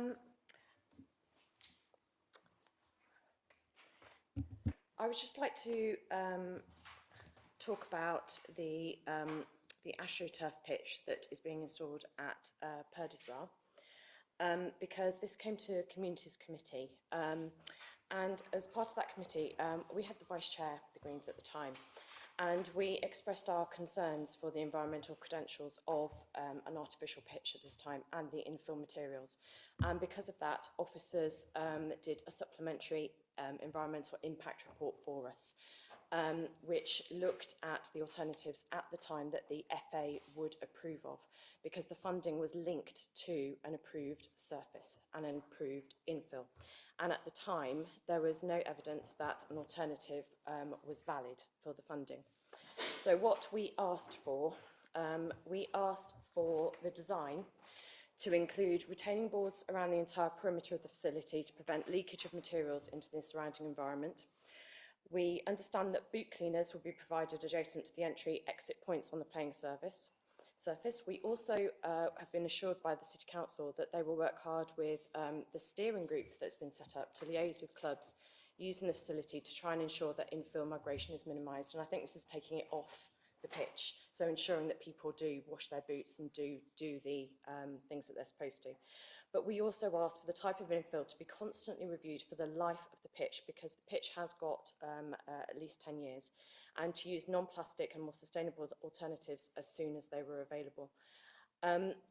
The other thing to mention is that the biodiversity improvements for the project were, when it came to planning committee, was up to 40% improvement, which is huge. When you're looking at the green credentials of this, yeah, it is a hard balance, but at the moment, when the approval communities came, I think the officers and the members did the best they could at the time. Really happy that the recycling has also been of the pitch, which includes the shock pad and all the other elements of the synthetic surface system, is going to an approved recycling operator with an environmental permit at the end of its life. So I think at the time as much was done, but I do think it's important that it's constantly reviewed. So I'm happy that this is coming to Environment Committee. I'm really pleased that the EU have done banning of microplastics. It is extremely important, but I do understand that there's a transition period because they have to make sure that the infill materials are suitable for all weathers. I think that's the key, so I know that it's going to take some time. So I imagine that this is something that could be something that has to keep going for a number of years, that we continually review and get officers to update us as appropriate. Okay, thank you. Yeah, thank you, Madam Mayor. Councillor Lewin makes some excellent points in terms of probably the committee report that was brought to, and a comprehensive discussion and debate was had regarding not only the biodiversity loss and the net gain that we're going to gain as a result of this, but also a thorough management plan of actually the microfiber plastics in terms of their journey from the pitch to home and how to mitigate that. So we're well aware as a council and a committee regarding the consequences of these regarding that. So it's not unknown. The concern obviously is any new pitches that we bring online or any existing pitches that are in use currently, what we do with them. The hesitation and caution comes around obviously cost, suitability of that material on these pitches, and the effect and the evolution of pitches over time from grass to second generation to third generation to fourth generation, and how players and users of those facilities have reacted to as well, hence why the amendment came into place to make sure that we're covering the people that the facilities is built for, understanding obviously the very real concern and the European legislation that's coming through. The issue is always going to be about newcomers into the market and the costs and the products and the testing, hence that delay period. So there is some sensible recommendation in this motion, which then allows it to come back within committee to decide whether it's feasible and actually efficient for us to be able to do it. So it doesn't commit us to do it, but actually as part of our net zero and or our environmental credentials is the right way to go in terms of being able to embed this into our policies. So I'm happy to support it. Thank you. Thank you, Councillor Riaz. Do we have any other speakers? Councillor Cott. Thank you. Thank you, Madam Mayor. I support the spirit of this motion and appreciate also the amendment. I think that helps. I would welcome this level of focus on reducing one of the leading causes of microplastics in the environment, namely from vehicle tyres. I gather it's 66% of microplastics that comes from vehicle tyres. I think let's focus on the elephant in the room. Thank you. Councillor Cross, thank you. Do we have any other speakers? Okay, if we can go to Councillor Jagger. Thank you, Lady Mayor. I'm very pleased to be bringing this motion to Council, and as Councillor Riaz mentioned, this project is looking at embedding good practice and ensuring that we don't fall behind our European friends when it comes to legislation on the environment. The European Union has enacted a ban on the sale of products containing intentionally added microplastics, and this regulation represents a significant step forward in combating these harmful effects. Our motion is not advocating anything quite as radical. We're not banning anything. We are simply asking the Council to take this into account so we can explore alternatives and not fall behind, and that we do this in a systematic and regular way. In many ways, this motion doesn't go far enough, as many people in our community would want to see AstroTurf completely banned. However, we understand there are many good reasons that would make the surface unavoidable. So we want to make sure that we minimize any harmful environmental impact. And there are viable alternatives that are constantly coming into the market, such as natural biodegradable materials, but we know that choosing the correct infill is not without its challenges.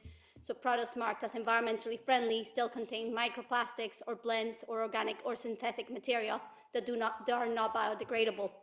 So it is essential that we thoroughly evaluate these alternatives on a regular basis, so when an opportunity for funding comes up, we are ready to have that information to hand. So I really hope that colleagues support this motion. Thank you very much. Councillor Jagger, thank you. Do we have any other speakers? No. Okay, I think Councillor Lawrence, as it's your motion you propose it, you have the opportunity to sum up if you would like to. You fine? Okay.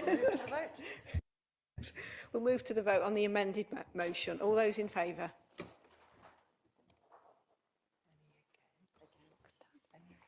Any against? One. Any abstentions? Motion's carried. Thank you.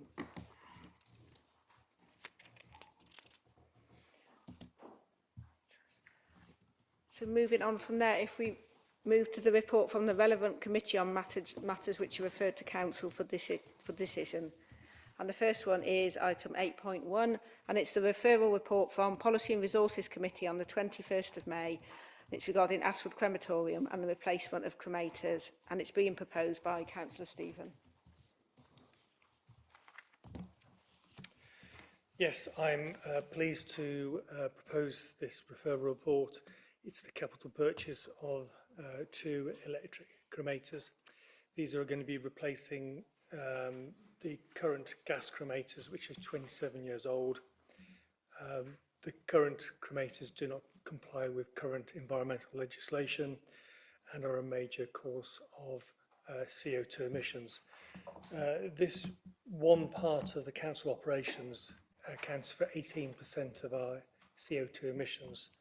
It accounts to hundreds of tonnes per year, and the new cremators will also help us to reduce our nitrous oxide emissions as well. It's a significant investment. It's going to be about £5.5 million of investment, but we are fortunate enough to get £1.5 million of investment from the government to help us to do this. It has been discussed at length at committee, and I believe has unanimous support, and I hope everyone here will support this referral report.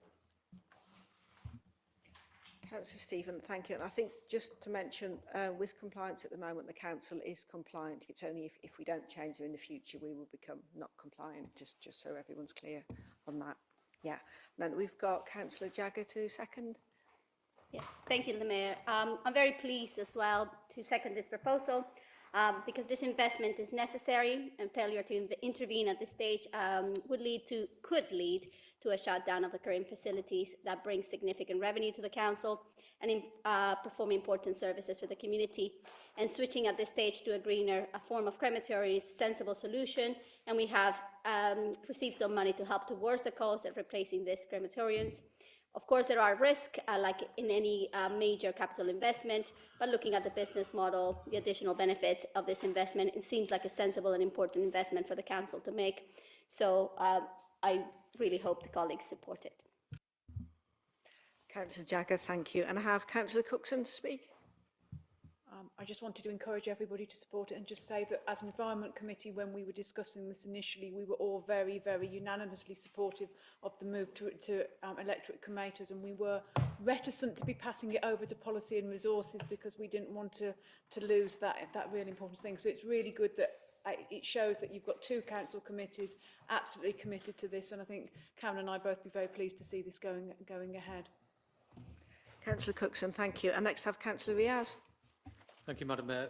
This is an absolute huge investment in our facilities within this city and shows our commitment not only to be able to reduce our carbon footprint and try to reach that elusive net zero figure, but are willing to invest in our facilities to give bereavement services of the highest standards. I mean, I especially thank members, especially Councillor Lewing and Councillor Denham, who went down and that visit down to Oxford to get a real understanding of what sort of facilities we'll be looking at. We have an excellent officer corps and a project manager, which has instilled confidence in me that we'll be able to deliver a project, hopefully within time and within budget. So really appreciate all the hard work that's gone in the various committees regarding this project and fully behind it. I mean, I do want to highlight, I think some of the headlines in the Worcester News may have been a little bit misleading in terms of total closure. The Astro Road will remain open for burials. It'll be just a slightly different way of working. And the key for us is managing that user experience while the facility, the cremating facility, is down, so that loved ones have access, visitors have access to their loved ones to pay their respects in a dignified manner. So that exercise needs to be done. Our group are fully behind it, and yeah, let's back it. Thank you. Councillor Riaz, thank you. And next I have Councillor Mays. Thank you, Madam Mayor. So I just wanted to say that I am really proud that we are doing this project and that something in my own ward in St Stephen is making such a large contribution to the reduction in the City Council's carbon emissions. It is really close to my heart, as it's where we said goodbye to my daughter after my wife Katie miscarried at 19 weeks in 2012. And we travel through the cemetery every week as well on the St Barnabas bike bus. So it is something that's very close to my heart. And I think it will also make us a desirable location for people to say goodbye to their loved ones. I know we've lost business to other providers that are undercutting us. And in these lean times, this is an important investment for us to make for our residents. Councillor Mays, thank you. And Councillor Lewin. Thank you, Madam Mayor. Thank you, Councillor Riaz, for mentioning the site visit. We went down with Councillor Denham and officers to a private facility that a very long time ago made a commercial decision to use electric cremators because they are seeing that the public are much more aware of environmental issues in their choices about end of life. And actually, this will mean that we are very different to other facilities in the area. And I think this is really important, a really important aspect of it, that the improvements to the Astro Cemetery, we've got the green flag there. It's a wonderful site, and actually this is just a great project for us as the City Council. So thank you. Councillor Lewin, thank you. Do we have any other speakers? Okay, so I think just for clarity, I'll just read the recommendation and then if we can move to the vote. It says that the Council agrees an adjustment of the capital programme of up to £5,500,000 as set out at Appendix 2 to the Policy and Resources Committee report to cover the full costs of electric cremator replacement and necessary fees and surveys to progress the project to the end of REBA Stage 3. Yeah, so can I ask, is everyone in favour? That's unanimous, thank you. Next, if we move on to, we've got the referral report from Licensing and Environmental Health on the 22nd of May. It's the Licensing Act 2003, review of statement of licensing policy, and we've got Councillor Udall to propose. Thank you, Madam Mayor. It's It's a pleasure to propose a statement of licensing policy to Council. It's twice been through the licensing committee and has been out to public consultation. We received contributions from the public. All 3 of those responses were supportive of the document. I can also confirm, and I hope he doesn't mind me saying this, that Councillor Mace has also read the entire document. He's even found some grammatical errors, and I'm grateful for him for doing so. Changes from the previous document are highlighted in red. The largest is the removal of the introduction, which was no longer felt to be necessary. One change which has attracted some attention is the increased number of licensed premises offering alcohol delivery services. I stress the onus is on both the licensed establishment and the delivery person to ensure that they are delivering alcohol to adults only, and also those who are not intoxicated by drink. If this becomes a problem or a concern, we will not hesitate to make some test purchases to ensure compliance. I believe it's also important to indicate the equality implications of the document, especially those under Section 149 of the Equalities Act. We as a local authority will not tolerate any discrimination, harassment, victimisation or any other conduct under the Act, and we will certainly act to ensure compliance. We will continue to work for a safe environment for all those who visit the city to enjoy our nighttime economy, but also for those who are employed providing that entertainment. We will take all necessary measures to enforce our policies and will take action against any premises which does not follow the rules. I nervously say I will attempt to answer any of your questions. Councillor Udall, thank you. And we've got Councillor Lawrence to second. Thank you, Mayor. As a newly appointed Vice Chair of Licensing, I'm looking forward to spending the extra time with Richard in these meetings and with officers discussing how we move these policies forward. And I look forward to a better licensed and more regulated city, and evenness across Worcestershire with other district councils to remove anomalies. And I particularly look forward to improvements in environmental health, including air pollution. Councillor Lawrence, thank you. Do we have any other speakers? No? Okay, on that basis, are we all happy that the Council approves the revised statement of licensing policy 2024 to 2029?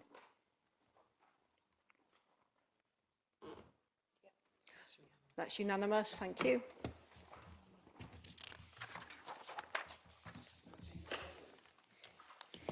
Okay, next we have agenda item 9, and it's the terms of reference for review of the Council's governance arrangements. And I'll invite Sian to speak on this. Thank you. Thank you, Madam Mayor. I will be brief because this matter was discussed at the Policy and Resources Committee at its meeting on the 21st of May. At that committee, it was agreed that there should be a review of the Council's governance arrangements, and the committee delegated authority to the monitoring officer to produce terms of reference in consultation with group leaders. Those terms of reference are presented for approval in Appendix 1. Members will note that the governance review process will cycle between meetings of the Policy and Resources Committee and meetings of full council so that everybody can participate. Thank you, Chair. Thank you. And I believe it's been proposed by Councillor Riaz. Thank you, Madam Mayor. Since the adoption of the committee system of governance in 2017, there has been a significant change in the way we operate as a council. We departed from that, what we perceived to be a often closed system of governance in the cabinet system, where if you weren't at the top table, you felt that you didn't have a real say. The committee system has enabled councillors to be fully involved in that democratic process and feel that they have had ample opportunity to be able to be heard, listened to, and to make a real difference to the policies that we have introduced. This open and transparency has been refreshing and welcomed not only internally but externally by the general public. And I will repeat my groups and my group leaders' position that this Labour administration is fully committed to that committee system, and that the time and expertise of our officers is Council's most valuable resource, and we need to use it carefully. However, these changes have not come without expense or consequences. The committee system, I feel, has some deficiencies that have in democratic terms are chinks in our armour. It has left us without a proper scrutiny committee, which in any democratic process is the linchpin that holds us accountable and honest to our residents and gives them the confidence. If there isn't any effective opposition, then we are liable to questioning, and it's not good practice. With more and more councils up and down because of crippling projects and chronic underfunding by the previous government going under, Worcester has bucked those trends and must be recognised as we have an excellent officer corps and elected members who have the skills to govern effectively and manage our finances well. However, it is a good time, since the 7 years of this committee system and the start of a new 4-year election cycle, to review our governance arrangements and for ourselves to be open and transparent and invite independent assessment to see if we really are doing a good job rather than patting ourselves on the back. Therefore, I would like to recommend this report and the terms of reference to Council. Thank you. Councillor Riaz, thank you. And do we have a seconder? Councillor Gregson, thank you. Thanks, Mayor. Yes, I'll second this very briefly.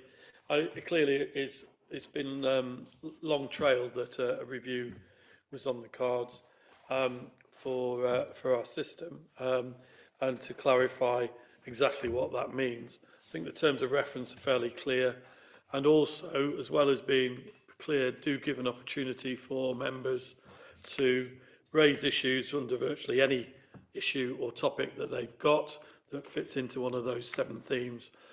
Purely as an example, and not prompted by anything that's been grandstanded this evening, the scrutiny section obviously gives us an opportunity to consider the role of questions at Council if the scrutiny has already been effective in another place.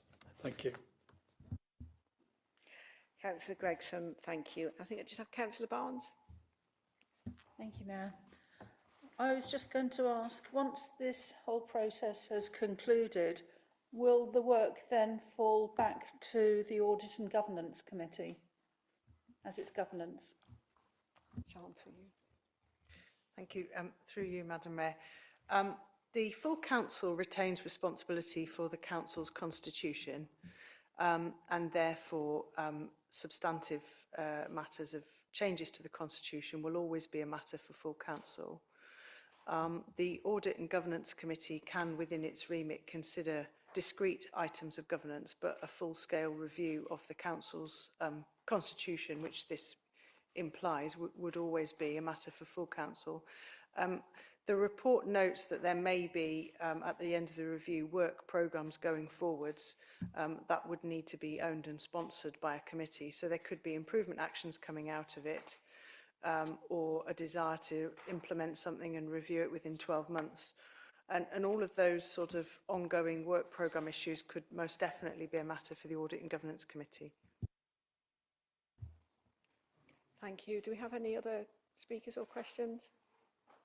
No, okay, on that basis, if we're all happy to agree the terms of reference of the governance review, all those in favour? That's unanimous, thank you. Next, if we move on to agenda item 10, and it's the productivity plan, and I'll ask David to present this report. Thank you. Thank you, Madam Mayor. So I will run through the covering report and then make some comment with regard to the plan itself, if I may. As you will see in terms of the background, the then Secretary of State in February 24 stated that councils would need to produce a productivity plan as part of the local government settlement. We then received a letter on the 16th of April confirming that determination and setting out some guidance, and the letter is attached at Appendix 2.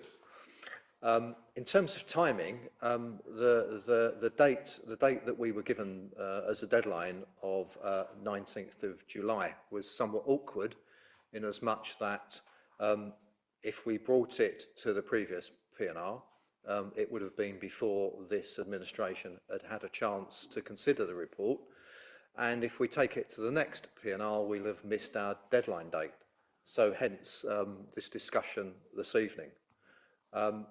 In terms of the plan itself, first of all, I'll just go to the guidance letter and pick out a few of the points that the Secretary of State has most helpfully set out in terms of describing what he means by productivity and efficiency, and what he also describes as wasteful activity.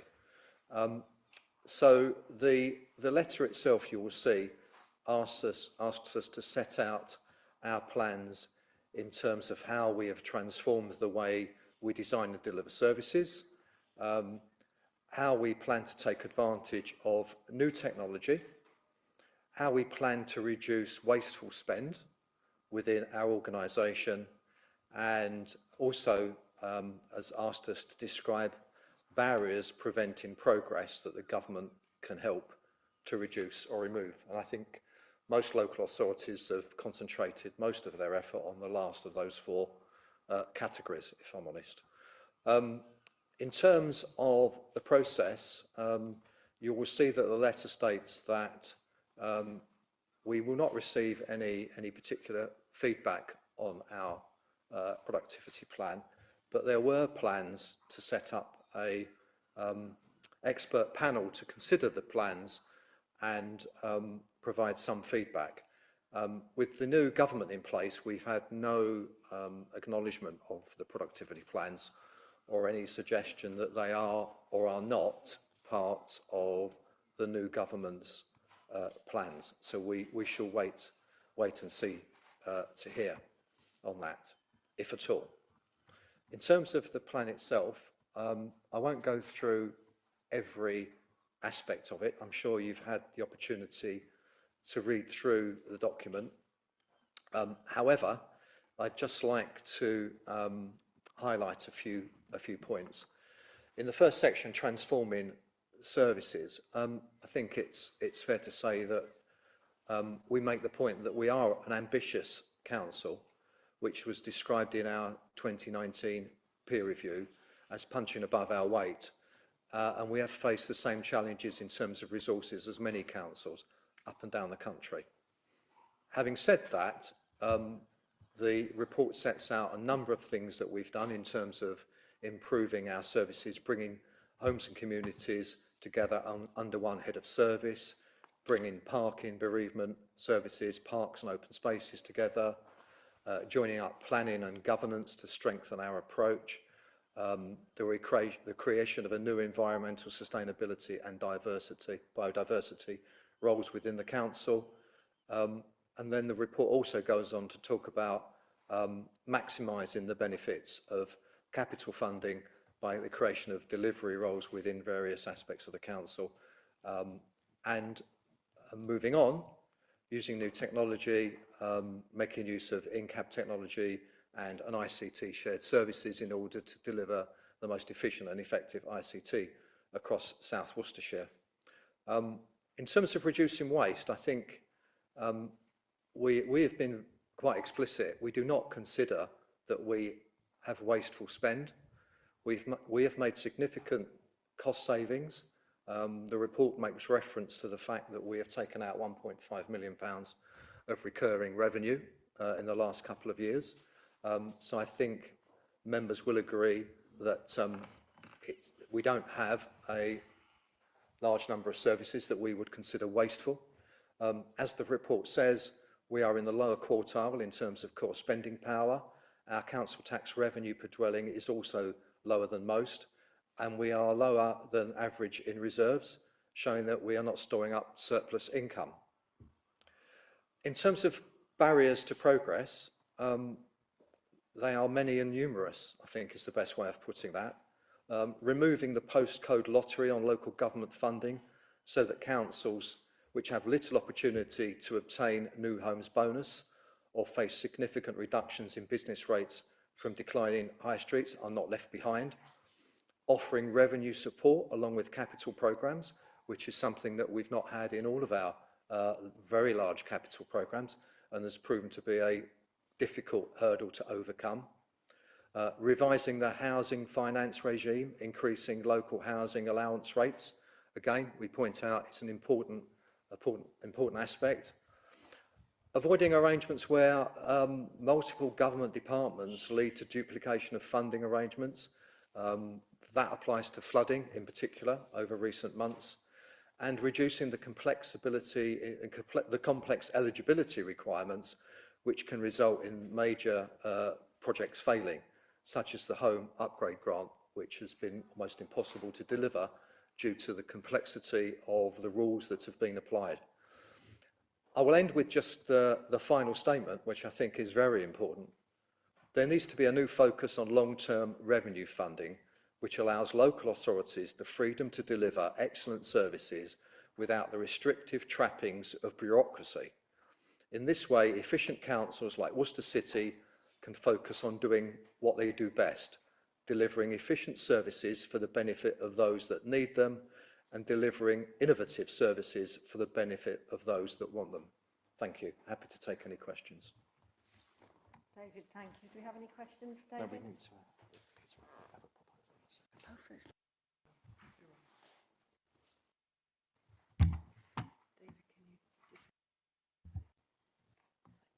Sorry, I'm back on. First of all, I believe we have Councillor Riaz to propose.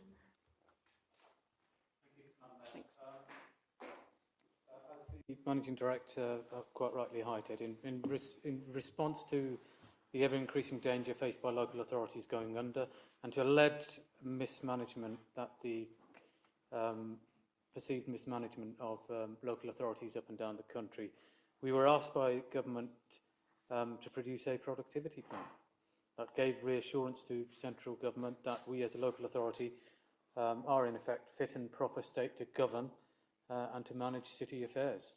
Our productivity plan, with that, along with our city plan, the city centre master plan, our business plan and policies, should give reassurance to the commercial world and to our residents that the Worcester is being managed effectively. This, along with the previous item in our governance review, hammer home the message that we are an open, transparent and reflective council that takes our duties seriously and with a high level of professionalism. The productivity plans highlight what we have achieved, what we have done and what we are going to do, and that we continue to punch above our weight. We haven't been afraid to make the tough choices. We haven't been afraid, we haven't been shy, and we have been quick to act where action has been necessary. Our financial position outturn this year are positive through careful management of our resources.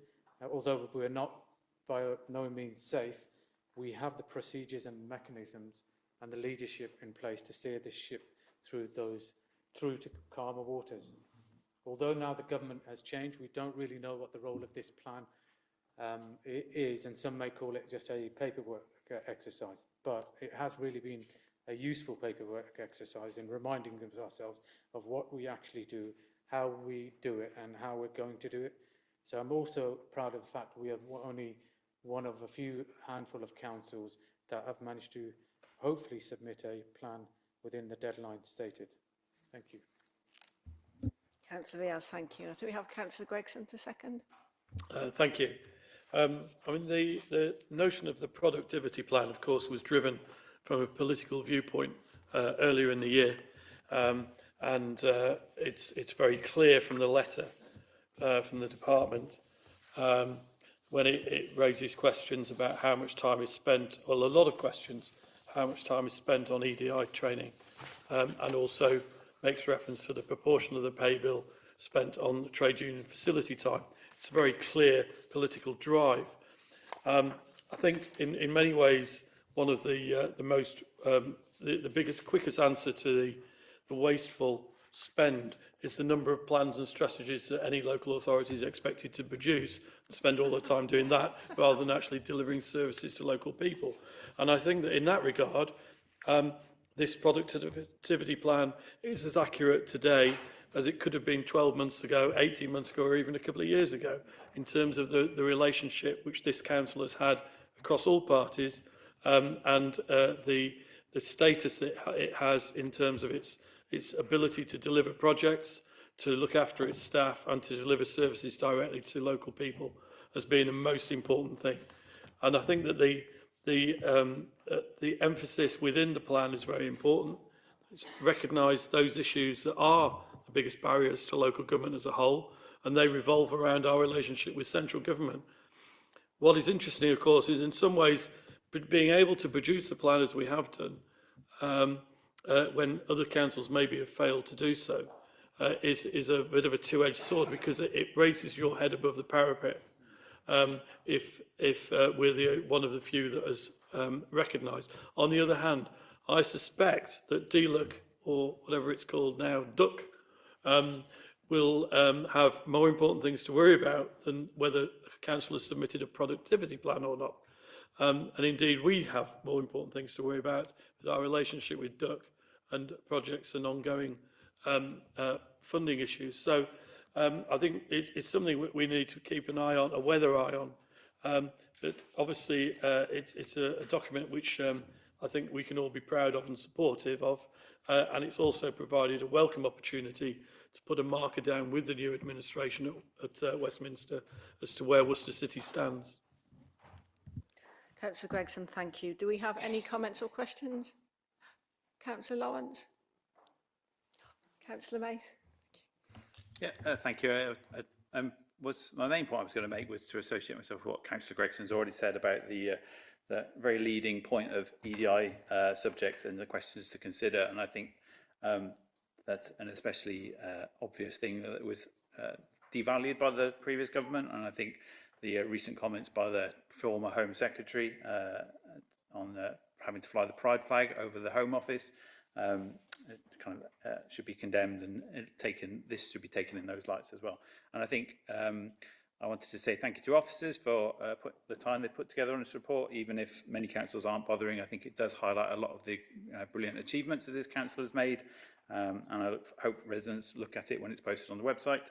And I just want, and also the point about the long-term funding of councils, and hopefully we can have the end of the beauty pageant approach of bidding for funding and get some proper funding together for the council going forward would be very good. Thank you. Councillor Mace, thank you. Any other comments? Councillor Lawrence? Thank you, Mayor. I'd like to thank David Blake and the officers and anyone else involved with producing this document. It is very useful, I think, for our citizens to be able to read this if they want to, and be reassured that we are setting a cross-party example of members working together. We work well through committees, we work well with the officers, and we're doing the best we can on the budgets that we've been given. And I think that is expressed here, and I'm very proud with this. And later in the year, I'm going with David Blake and Lynn, the leader of the council, to the LGA conference, and I would like to see how other councils are measuring up and what their approach is, and to see if we are able to change this funding situation where we are gambling, begging and pleading for funds. I'm expecting, as I raised in communities, that we are going to be given assured guaranteed sums, and we will in fact bidding for extra funding we need for specific projects, rather than having to scrape around and beg for basic funding that this council needs. Thank you. Councillor Lawrence, thank you. And next I have Councillor Agar. Thank you, Madam Mayor. I think this document, the productivity plan, makes the case quite well that we're a lean, mean council. We have, of course, slimmed down our teams recently. So there are capacity issues around that we will need to consider carefully as time goes on. I'm pleased to see that the document doesn't pull its punches, particularly in the last section. And I don't think we should, because those capacity issues are very real. They constrain what we can deliver. And we have, over a shortish period of time, I think, had increasing statutory burdens imposed on councils without the increased revenue to support them. And that really is a cause for concern, and it needs saying, and saying loudly, and thank you for doing that, MD. Councillor Agar, thank you. And Councillor Cochrane. Thank you, Mayor. Yeah, I just wanted to applaud the authors of this productivity plan, which has been imposed upon this council by central government, for including in their recommendations to central government to not impose productivity plans on local government. Councillor Cochrane, thank you. Do we have any other comments or questions? Yes, of course. If I may just respond, thank you for the kind words. Whilst a number of us made significant contribution to the report, I think it's only fair to say that it was Shane Flynn who was the final author of the report. Shane's not here today, so I'd just like to put on record from my perspective, thank you to Shane. Thank you. Thank you, David. I think based on that, are we happy to approve the productivity plan? Yeah, all those in favour?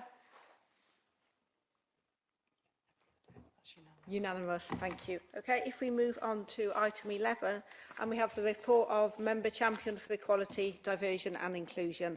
So I'd like to invite Councillor Norfolk to present her report. Thank you. Thank you, Madam Mayor. By way of introduction, I'd like to thank officers for putting up with me for the last 2 years. I'm sure it's not been a pleasure for them, but it has been a pleasure for me. It's been an absolute joy working with them. And it's nice to see people who don't see EDI as a waste of time or money. EDI is very important to me. It's very important to the officers in the council. And I'm glad to say that over the last couple of years, as your member champion, you know, the councillors' colleagues have been wonderful too. It's been really great. Having said all of that, I'm not going to read the report or introduce the report. Can we please take it as read? But I am quite happy to take questions. Councillor Norfolk, thank you. And I think we have Councillor Udall first. Yes, thank you, Madam Mayor. I've got a question for Councillor Norfolk about hate crime. It's a growing concern for many people, and the perpetrators are causing some significant harm to individuals. Some of the public participation in this chamber was targeted at the trans community, and I'm also aware that the trans community topped the list of victims of hate crime in West Mercia. Can you comment on such hate crime and how we as a council can act to educate and eradicate it and to help the perpetrators to tackle their hate? Councillor Udall, thank you. Thank you, Councillor Udall. I'm glad to say in the 10 years that I've been out, I've received very little abuse for being trans. But having said that, I do know of a small but youthful trans community in Worcester that regularly complain about trans hate crime. We have to stop the political rhetoric that goes along the lines that you cannot change your gender, you cannot change your sex. We are mutilating young kids. These are children that are going through huge trauma, living in the body that they are. So all I can do is just call upon councillors and officers to normalise trans. That's the only way that we can do it. Councillor Norfolk, thank you. And Councillor Cooper. Thank you, Mayor. I'd like to first of all start by thanking Councillor Norfolk for your report. I just wanted to add a little note with it. Do you remember a while ago, last year's councillor funding, I funded deaf awareness training at the Museum and Art Gallery, and we found a sign that was 20 years out of date for a hearing loop, which is now gone. I'm very pleased to say. Thank you. Councillor Cooper, thank you. I think we have, Councillor Mays. Yeah, I just wanted to add on my thanks to Councillor Norfolk for her work on this. I know we were both at the Windrush Day, which I think was a really good event to celebrate the contribution of that community to Worcester, and had lots of lovely speakers. And I think, I know Councillor Norfolk also works in cybersecurity, and much like that, EDI is a journey we're all on. It's not a destination, and I look forward to seeing further progress in future years. Thank you very much. Councillor Mace, thank you. And Councillor Desmond. Thank you, Mayor. You do mention the Blind City Walk that we did in the summer, and my residents would like to know if that is going to be, that particular thing is going to be resurrected and done more of, because they felt they had points to make and they were noted, but perhaps, you know, further improvements need to be made, especially around A-boards, etc. Thank you for that, Jill. Two strands of work are going on at the moment. We have a pavement licensing policy coming to PED shortly, and I have asked that not the A boards, but the borders around cafe areas be included as part of that policy. I'm also aware that there are issues enforcing pavement furniture restrictions, and I understand that David will be talking more closely with highways to try and help us get that enforcement back in-house so that we can start enforcing it properly. Thank you. And Councillor Collier, thank you. I just wanted to thank Councillor Norfolk for a brilliant report, and I'm so grateful to see in your looking ahead the references to youth voice, youth representation, inclusive play spaces, and the work done already with Make Space for Girls. So thank you so much, that's brilliant.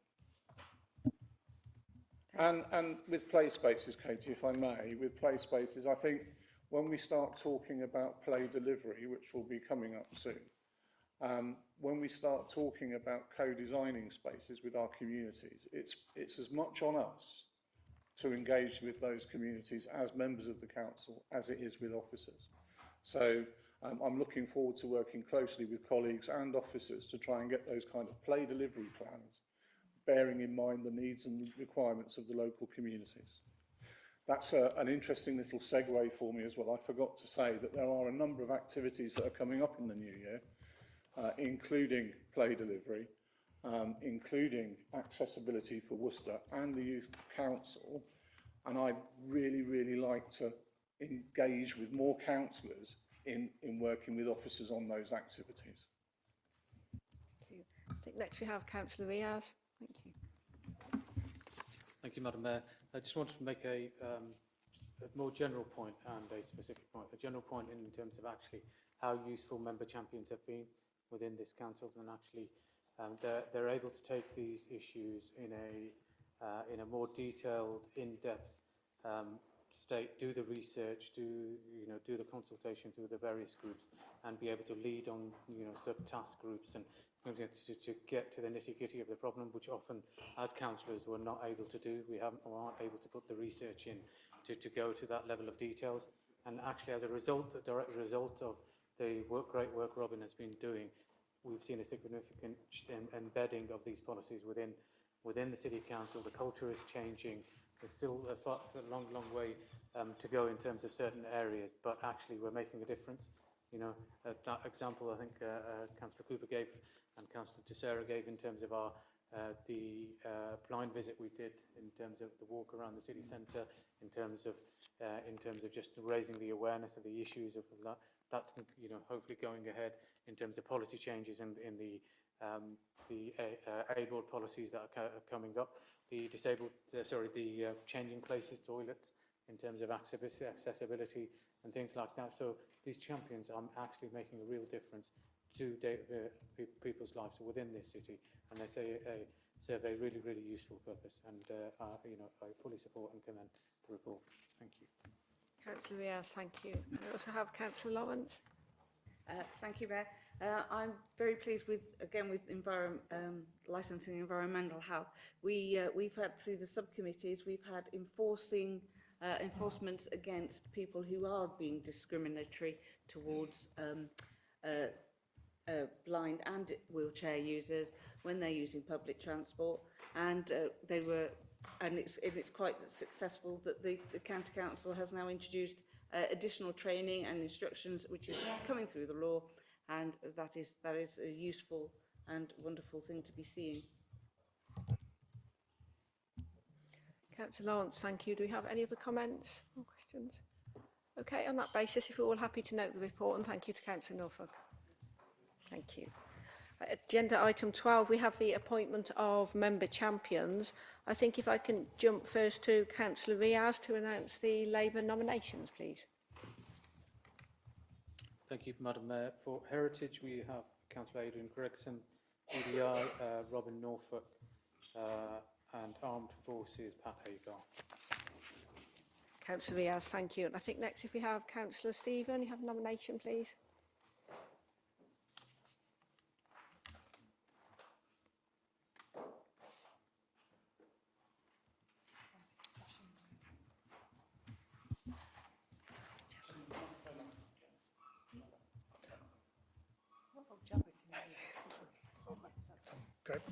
Thank you. I would like to propose that Katie Collier is the Members' Champion for Children and Young People. I'd just like to say a quick word about why I would like to propose it, if that's okay. Just very briefly. Katie has 2 young children herself. She's a school teacher, and in 2023 she completed her Masters in a master's degree which which was all about the valuing of play. So I think she'd be a very good advocate for children's play and for children and young people in general. So thank you. Councillor Stephen, thank you. And Councillor Jagg, I think you have a nomination as well, please. Yes, I would like to nominate Councillor Murray for Personal Safety and Civility Champion. Thank you. And do we have any further nominations? Okay, if we're all happy to approve. Should we take them all on block as well, so it's, rather than go through 3 times? Yeah, is everyone? Yeah. Okay, unanimous. Thank you. And next we have agenda item 13, which is report from the leader of the council on any matters which they have the opinion require urgent consideration by the council. I believe one has come via Councillor Riaz. Thank you.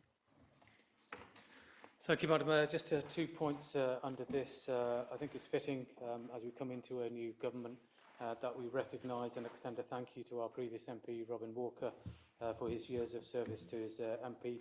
No matter what your politics like and whether you got on with him or not, I think we can all agree he's been a loyal servant over the 14 years. On behalf of this council, I wish him well and good luck in his new chapter in his life. In the same way, Madam Mayor, I'd like to congratulate our former councillor and colleague Tom Collins on his election to Parliament. He is a man of integrity and compassion and decency who knows this council and this city's needs and will serve this city with pride. I look forward to working with him to ensure the city's priorities are addressed. Just on a final note, Madam Mayor, it feels like that we've been in election mode since the beginning of the year, or probably even longer in terms of the run-up to this general election. So, you know, congratulations on all those who stood for Parliament and unfortunately didn't succeed. But you know, being part of this democracy is what we live for in terms of that, and trying to get our residents to participate in that. And just in terms of the since the leader and the deputy leader has been chosen, we haven't really had an opportunity to spell out our vision. And I think at the beginning, just aligning with the new government, our new MP, it just feels right, the appropriate time to spell out that vision to council in terms of that. So if you could just entertain me for a while. Lynn and I are ambitious to deliver for the people of Worcester. We are realistic that tough times still lie ahead, and we aim to provide the strong and stable leadership to help our city through the challenges that await, working closely with the new Labour National Government, who have specifically set out to be a government of service for the people. Our focus will be working and collaborating with partners across Worcester, because by working together and cooperating, we can achieve so much more. We have so many talented people in Worcester who are committed to our wonderful city, and we will be reaching out to many of them in the coming weeks and months. We hope to work together with social housing providers like Platform, Worcestershire Royal Hospital, faith communities, the charity sector, educational institutions including the University of Worcester, Heart of Worcestershire College, city schools, major employers such as Bosch, Mazak, Worcester's busy retail sector and many others. Our priorities are to boost economic growth, including completing the work to improve Angel Place and the surrounding area, the regeneration of Shrub Hill, and completing the Arches project to open up new business opportunities between Foregate Street and the Hive, working with our MP to ensure Worcester's priorities are heard and addressed.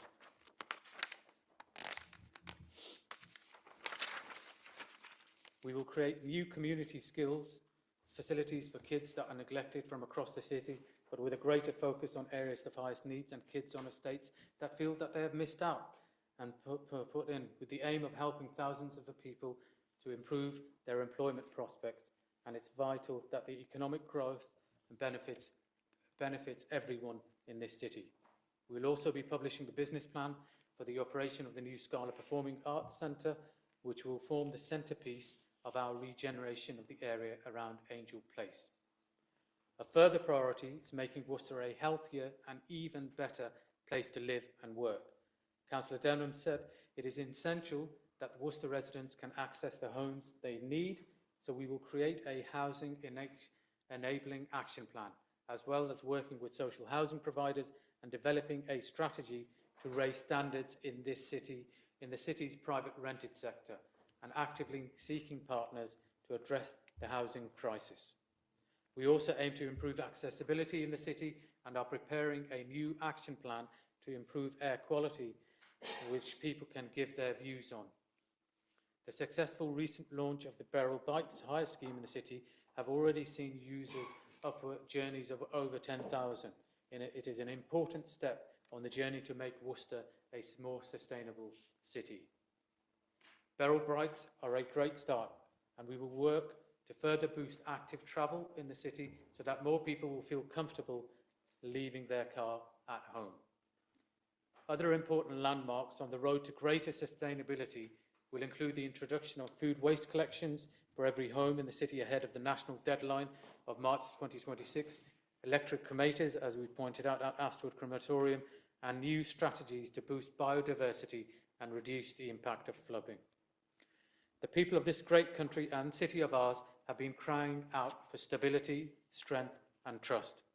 We have consistently proved, Madam Mayor, that the Labour Group have the skills, the knowledge and the experience to deliver the best for this city through strong leadership and a collaborative approach by working with all our elected members. Thank you. Councillor Riaz, thank you. And I think we all look tired, but the election is out of the way now, and we're here, and for the first time we have all out, so we've got almost 4 years. So let's hope it really works well and do all we really can for the city. And on that note, I'd like to close the meeting. Thank you, everyone. Thank you very much.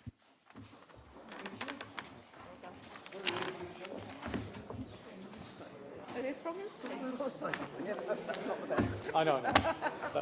I know. Sorry.